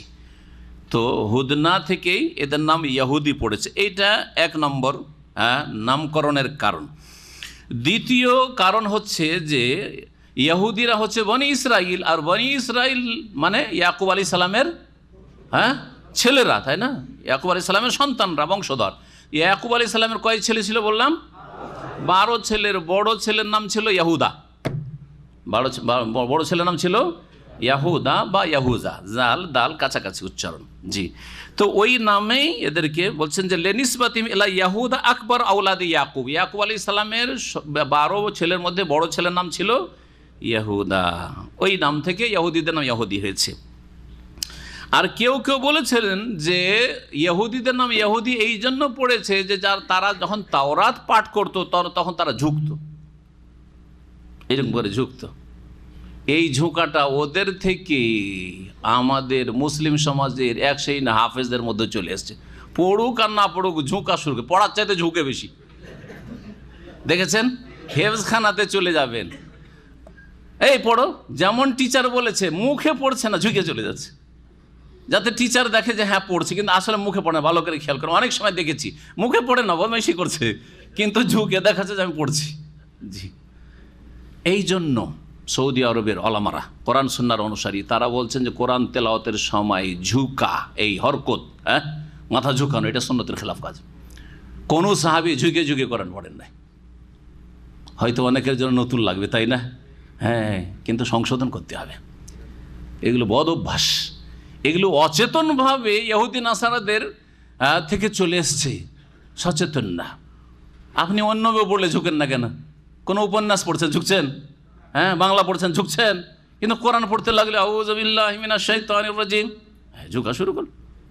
জি, ইহুদিরা তাওরাত যখন পড়তো তখন ঝুঁকতো। বলছেন ইমাম ইবনে কাসির রাহমাতুল্লাহ আলাইহি আন্নাহুম ইয়াতাহাওয়াদুন আই ইয়াতাহাররাকুন ইনদা কিরাআতিত তাওরাহ, তাওরাত যখন পড়তো তখন তারা ঝুঁকতো। খ্রিস্টানদের নাম খ্রিস্টান কেন? দুটি কারণ বর্ণনা করা হয়েছে। একটা হচ্ছে নাসারে আনসার মানে সাহায্য করা। ঈসা আলাইহিস সালাম বলেছিলেন তার হাওয়ারিদেরকে, মানে তার সাথী সঙ্গীদেরকে, মানে আনসারি ইলাল্লাহ, আল্লাহর জন্য আমার কে সাহায্য করবে? কালাল হাওয়ারি নাহানু আনসারুল্লাহ, আমরা হচ্ছি আল্লাহর সাহায্যকারী। এখান থেকে নামকরণ হয়েছে। আর একটি মত হচ্ছে যে খ্রিস্টানরা নাসেরা নামক গ্রামে আশ্রয় নিয়েছিল। তার আগে কেউ কেউ বলেছেন যে মারিয়াম আলাইহিস সালামের পেট থেকে যখন ঈসা আলাইহিস সালাম ভূমিষ্ঠ হলেন তখন অলৌকিকভাবে, বাপ নেই, তাই না, মা আছে বাপ নেই, সন্দেহ করা শুরু করলো। তখন সমাজে থাকলে গালমন্দ শুনতে হবে, আর মানুষের যেই সেই বলতে থাকবে আর ভৎসনা শুনতে হবে। তিনি অন্য গ্রামে নাসেরা নামক গ্রামে গিয়ে আশ্রয় নিয়েছিলেন। এখান থেকেই খ্রিস্টানদের নাম কি হয়েছে? নাসারা বা নাসরানি। আল্লাহু আলাম। তাফসীর ইবনে কাসির থেকে আপনাদেরকে শোনাইলাম। আল্লাহ বলছেন যে যারা ইহুদি হয়েছে, যারা খ্রিস্টান হয়েছে, ওয়াসাবিঈন, আর যারা সাবি হয়েছে। সাবি কারা? সাবিদের সম্পর্কে নানা মত রয়েছে। তার মধ্যে যেটি সবচাইতে ভালো মত বলা যেতে পারে সেটা হচ্ছে তারাও কোনো আসমানি কিতাবের অনুসারী ছিল। পরবর্তীকালে তারা ফেরেশতার পূজা বা তারকা পূজা বা অন্য গায়রুল্লাহর পূজা শিরকে লিপ্ত হয়, ওদেরকে সাবি বলা হয়েছে। এই সাবি জাতি আজকাল দেখতে পাওয়া যায় না, তবে বলা হচ্ছে যে প্রাচীন যুগে পারস্য দেশে ছিল। আর কেউ কেউ বলছে সাবি যারা প্রচলিত ধর্ম ছেড়ে দিয়ে অন্য কোনো ধর্ম অবলম্বন করত, তাদেরকে প্রাচীন যুগ থেকে লোকেরা সাবি বলতো। এই জন্য নবী মুহাম্মদ সাল্লাল্লাহু আলাইহি সাল্লামকে মক্কার মুশরিকরা মনে করতো আমরাই সত্য ধর্মে, পুতুল প্রতিমার পূজায়, আর মোহাম্মদ নতুন ধর্ম নিয়ে এসছে, তাহলে মোহাম্মদ কি হয়ে গেছে? সাবি হয়ে গেছে। মোহাম্মদ সাল্লাল্লাহু আলাইহি সাল্লামকে তারা সাবি বলতো। আর কেউ যদি ইসলাম গ্রহণ করতো তাহলে আসলামতা বলতো না, সাবাতা মানে তুমি বিধর্মী হয়ে গেছো, বিধর্মী বলতো। সাবি মানে বেদিন, বিধর্মী বলতো। এই গালটা কোনো নতুন না যে আজকাল গাল দিচ্ছে। আপনি সহি আকিদার কথা বললে ওয়াহাবি, হ্যাঁ লাহাবি, লামজহাবি, এই গালগুলি ওদের কাছ থেকে শিখা। কথা বলছেন না? হ্যাঁ, মক্কার মুশরিকেরা এই গাল দিত। যারাই নবী সাল্লাল্লাহু আলাইহি ওয়াসাল্লাম অনুসারী হতেন তাদেরকে সাবি বলত। আপনি কোরআনে ও হাদিসে দলিলের সাথে আসেন কিনা এটা আপনার দেখার বিষয়। কে গাল দিচ্ছে, কে কি করছে ওইসব দেখেন না। গাল যুগে যুগে আম্বিয়া রাসূলগণ বেশি খেয়েছেন, সাহাবীরা শিয়া রাফেজিদের কাছে গাল বেশি খাচ্ছেন। জি, আমাকে আপনাকে গাল দেওয়ার চাইতে বেশি গাল দিচ্ছে সাহাবাই কেরামকে, রাফেজি শিয়ারা ইরানিরা। তো গাল খেলেই খারাপ লোক হয় না। গাল খাচ্ছেন চলন দোষে না আল্লাহর সাথে, দলিলের সাথে, ওহির সাথে সম্পর্কের কারণে, এইটা দেখবেন আপনি। যদি ওহির সাথে থাকে বলে আলহামদুলিল্লাহ, কোরআন এবং হাদিসের সাথে আছে আলহামদুলিল্লাহ, গাল দিচ্ছ তুমি তোমার পরিণাম খারাপ করছো। আল্লাহ বলছেন মান আমানা বিল্লাহি ওয়াল ইয়াউমিল আখির, যারা আল্লাহ এবং পরকালে বিশ্বাসী হবে, ওয়া আমিলা সালিহান আর সৎকর্মশীল হবে, ফালাহুম আজরুহুম ইনদা রাব্বিহিম, তাদের জন্য তাদের প্রতিপালকের কাছে উত্তম প্রতিদান রয়েছে। ওয়ালা খাউফুন আলাইহিম ওয়ালা হুম ইয়াহজানুন, তাদের কোনো ভয়ও নেই, তারা চিন্তিত হবে না। তাহলে যারা ইহুদি থেকে খাঁটি তৌহিদের ওপর ছিল, সেই যুগে যখন নবী সাল্লাল্লাহু আলাইহি ওয়াসাল্লামের আবির্ভাব হয়নি, বা খ্রিস্টান ছিল নবী সাল্লাল্লাহু আলাইহি ওয়াসাল্লামের আগমনের পূর্বে, কারণ নবী সাল্লাল্লাহু আলাইহি ওয়াসাল্লাম আসার মাধ্যমে এই দিনগুলি রহিত হয়ে গেছে এবং কিতাবগুলি বিকৃত হয়ে গেছে, ধর্ম বিকৃত হয়ে গেছে। এখন যদি সত্য দিন পেতে হয় এবং তৌহিদের সাথে রিসালাত মানতে হয়, তো শেষ নবী মুহাম্মদ রাসূলুল্লাহ সাল্লাল্লাহু আলাইহি ওয়াসাল্লামের অনুসরণ প্রত্যেক মানুষের জন্য ফরজ, জিনের জন্য ফরজ। ওয়াইদ আখাযনা মিসাকাকুম, স্মরণ করো যখন তোমাদের কাছ থেকে অঙ্গীকার নিয়েছিলাম। মূসা আলাইহিস সালাম যখন তাওরাত নিয়ে আসলেন, নিয়ে আসার পরে তাওরাত যখন পড়ে শোনাইলেন, দেখলেন যে মাসলা তো কঠিন কঠিন, এত কঠিন মুশকিল মাসলা তো মানা যাবে না। তখন বললো যে মূসা এত ভারী কথা মানতে পারবো না, হালকা হালকা মশলা নিয়ে এসো। বুঝছেন না, হালকা মশলা চাই। আল্লাহ বলছেন মূসা আলাইহিস সালাম যে আল্লাহ কি করব, তাওরাত নিয়ে আসলাম, এরা তো তাওরাত মানতেই চায় না। মানবে না, আগে যে ওয়াদা করেছিস মানবো, হ্যাঁ তুমি নিয়ে আসো মানবো, এখন বলছে মানবো না। আচ্ছা ঠিক আছে। আল্লাহ তুর পাহাড়কে, কেউ কেউ বলছে তুর পাহাড়কে, কেউ বলছে যে তুর মানে হচ্ছে পাহাড় পর্বত, তুরেরও শাব্দিক অর্থ হচ্ছে পর্বত। একটা পাহাড়কে অথবা তুর পাহাড়কে উঠিয়ে আল্লাহ নিয়ে চলে আসেন মাথার উপরে বনি ইসরায়েলদের। আর তাওরাত মূসা আলাইহিস সালাম বললেন যে তাওরাত নিয়ে যাও ওদের কাছে, আর বলো যে তাওরাত মানবে নয় পাহাড় পড়বে। বোঝা গেছে? এই পাহাড় দিয়ে তোমাদেরকে পিষে দেব, আর না হলে তাওরাত মানো, সোজা যে অঙ্গীকার করেছ এই অঙ্গীকারে অটল থাকো। আল্লাহ বলছেন যে স্মরণ করো যখন তোমাদের কাছ থেকে অঙ্গীকার নিয়েছিলাম, অকাট্ঠ ওরাফানা ফাওকাকুম তুরা, আর তোমাদের ওপর তুর পর্বতকে উঠিয়ে রেখেছিলাম, খুজু, আর বলেছিলাম গ্রহণ করো, মা আতাইনাকুম, যা তোমাদেরকে প্রদান করলাম, বেকুয়াতিন, দৃঢ়তার সাথে। দৃঢ়তার সাথে মানে আমল করতে হবে, জাতিগতভাবে না। যেমন আজকাল মুসলিমরা কোরআন ধরে আছে, দৃঢ়ভাবে ছেড়ে দিয়েছে, এরকম নামাজ নেই, মাঝে মাঝে জুমা পড়ে, ঈদ পড়ে। বোঝা গেছে না? বেকুয়া ধরতে হবে, বেকুয়া। আল্লাহ বলছেন খুজু মা আতাইনাকুম বেকুয়া ওয়াজকুরু মা ফিহি, যা কিছু তাতে আছে তা তোমরা স্মরণ করতে থাকো, লাআল্লাকুম তাত্তাকুন, যাতে করে তো সংযুক্ত পাপমুক্ত হইতে পারো। সুম্মা তাওয়াল্লাইতুম বাদা যালিকা, তখন তো ভয়ে মেনে নিলে, তারপরে তোমরা ফিরে গেলে। ফালাউলা ফাদলুল্লাহি আলাইকুম, আল্লাহর অনুগ্রহ যদি তোমাদের উপর না হইতো আর তার রহমত না হইতো, লাকুনতুম মিনাল খাসিরিন, তাহলে তোমরা ক্ষতিগ্রস্তদের অন্তর্ভুক্ত হতে। ওয়ালাকাদ আলিমতুমুল্লাযীনা আতাদাউ মিনকুম ফিস সাবত, আর নিঃসন্দেহে তোমরা জানো ওই সব লোকদেরকে যারা শনিবারের ব্যাপারে সীমা লঙ্ঘন করেছিল, মাছ ধরার হিল্লা করে। ফাকুলনা লাহুম, তখন তাদের সম্পর্কে আমি ঘোষণা করেছিলাম, কুনু কিরাদাতান খাসিন, তোমরা লাঞ্ছিত বাঁদরে পরিণত হও, লাঞ্ছিত বানরে পরিণত হও। ফাজআলনাহা নাকালাল লিমা বাইনা ইয়াদাইহা ওয়া মা খালফাহা ওয়া মাউইযাতাল লিল মুত্তাকিন, অতঃপর এইসব লোককে বানর বানিয়ে আমি তাদেরকে সেই সময়ের লোকদের জন্য, সমসাময়িক লোকের জন্য এবং পরবর্তী লোকেদের জন্য দৃষ্টান্ত রূপে করে দিয়েছিলাম, শিক্ষণীয় করে দিয়েছিলাম, শিক্ষার দৃষ্টান্ত রূপে করে দিয়েছিলাম। ওয়ামাউইযাতাল লিল মুত্তাকিন, এবং আল্লাহ ভীরু সাবধান যারা সতর্ক তাদের জন্য উপদেশ স্বরূপ করে দিয়েছিলাম। এতে ছিল যারা পরে আসবে তাদের জন্য শিক্ষা, এবং সেই সময় যেসব লোকেরা বসবাস করবে তাদের জন্য শিক্ষা, যে এইসব লোকেরা শনিবারে বলা হচ্ছে তো মাছ ধরিও না। দাউদ আলাইহিস সালামের যুগের ঘটনা, সূরা আরাফে বিস্তারিত এই ঘটনা রয়েছে। যে ওদের বলা হয়েছিল যে তোমরা শনিবারে তোমাদের সাপ্তাহিক ইবাদত বন্দিগির দিন, যেমন জুমার দিন আমরা আসি, ওরাও তাদের সাপ্তাহিক ইবাদত বন্দি করতো শনিবারে। শনিবারে মাছ বেশি বেশি আসতো, লোভ সামলাইতে পারলো না। তখন আল্লাহ পরীক্ষা ফেলে দেন যে শনিবারে তোমরা মাছ ধরতে পারবে না। বলবো ঠিক আছে, আল্লাহর কথাটাও মানা হবে, আর হিল্লা করে আমাদের মাছও খাওয়া হবে। কি করলো? হ্যাঁ, জাল লাগিয়ে রেখে দিল। হ্যাঁ, অথবা বা বিভিন্ন রকম রেওয়ায়তগুলি রয়েছে, শনিবারের দিন জাল দিয়ে ঘিরে দিল যাতে করে মাছগুলো আর না পালাইতে পারে। বা শনিবারের দিন করলো কি, বাঁধ দিয়ে রেখে দিল, যে মাছগুলো এসছে বাঁধ দিয়ে রেখে দিল, আর পালাইতে না পারে, সাগরে নামতে না পারে। কেনারা এসছে তো কেনারাতে বাঁধ দিয়ে রেখে দিল। আর একটা তরিকা কেউ করেছিল, যেমন কিছু রেওয়ায়তে রয়েছে যে ওখান থেকে কিছু গর্ত খনন করে, ওই সাগর থেকে কেনারাতে এসছে, শুকনো জায়গায় একটা গর্ত খনন করে একটা নালা করেছে, ওই নালা দিয়ে ওখানে একটা গর্ত খনন করে রেখে দিয়েছে। মাছগুলি তখন যেদিকে পানি পাবে ওই দিকে যাবে, এই গর্তে ঢুকে পড়েছে। আর মাঝখানে যে সরু বা চিকন যে আপনার খনন করেছে ওটাকে দিল বন্ধ করে। রবিবারের দিন সকালবেলা মাছগুলি ধরে নিল। এক কথায় হিল্লা করে শনিবারে ধরবো না, কিন্তু ঘেরে রেখে দেবো, রবিবারে ধরে নেব। বোঝা গেছে হিল্লার জন্য আল্লাহ কি করেছেন? বানর করেছেন। আজকেও যদি মানুষকে বানর করার আল্লাহর আযাব থাকতো তো 3 তালাক দিয়ে হারাম হয়ে গেল, বিবি হালাল করতে হবে। আল্লাহ বলছেন হালাল না স্বেচ্ছায়, যতক্ষণ কোথাও বিয়ে না হবে, স্বেচ্ছা স্থায়ীভাবে ওখানে বিয়ের নিয়ত করে বিয়ে না করবে আর বিয়ে না বসবে, কন্ট্রাক্টে এক রাতের জন্য কারোর সাথে বিয়ে পড়িয়ে দিয়ে সকালবেলা তুমি ছেড়ে দাও, আমার বিবি আমার। এটা হিল্লা, এটা হচ্ছে ইহুদিদের অনুকরণ হিল্লা। আল্লাহর আযাব, আল্লাহর রহমত যে এই উম্মতের ওপর এইরকম আযাব আসে না, না হলে আযাব আসতো। এইরকম বহু হিল্লা আছে। সাদকার মাল মাদ্রাসায় ফতুয়া আছে কওমি মাদ্রাসাগুলির, কি যে জাকাতের মাল নাকি মাদ্রাসা খেতে পারবে না, তখন কি করে জানেন? ইয়াতিমকে ওই জাকাতের টাকা নিয়ে এসে ধরিয়ে দেন। মাদ্রাসায় পড়েছেন ওরা, মাথা জোগাছে, ঠিক না? আছে না নেই? জি হ্যাঁ, ইয়াতিমকে ধরিয়ে দিল। ইয়াতিমকে ধরিয়ে দিলেন তো ইয়াতিম নিয়ে বাড়িতে টান দিবে না, ওকে উঠতে দেবে, মেরে ফেলে দেবে ওকে। টাকা ধরিয়ে দেওয়ার পরে বলছে যে টাকাটা এখন তুমি কী করো, মাদ্রাসা দান করে দাও। তুমি যখন তোমাকে দিলাম তখন জাকাত থাকলো, তুমি যখন আমাদের মাদ্রাসায় দিয়ে দিলে তখন আর জাকাত থাকলো না, দান হয়ে গেল। সুতরাং আমাদের জন্য কি হয়ে গেল? এই হিল্লা করে জায়েজ হয়ে গেল জাকাতের টাকা মাদ্রাসার জন্য।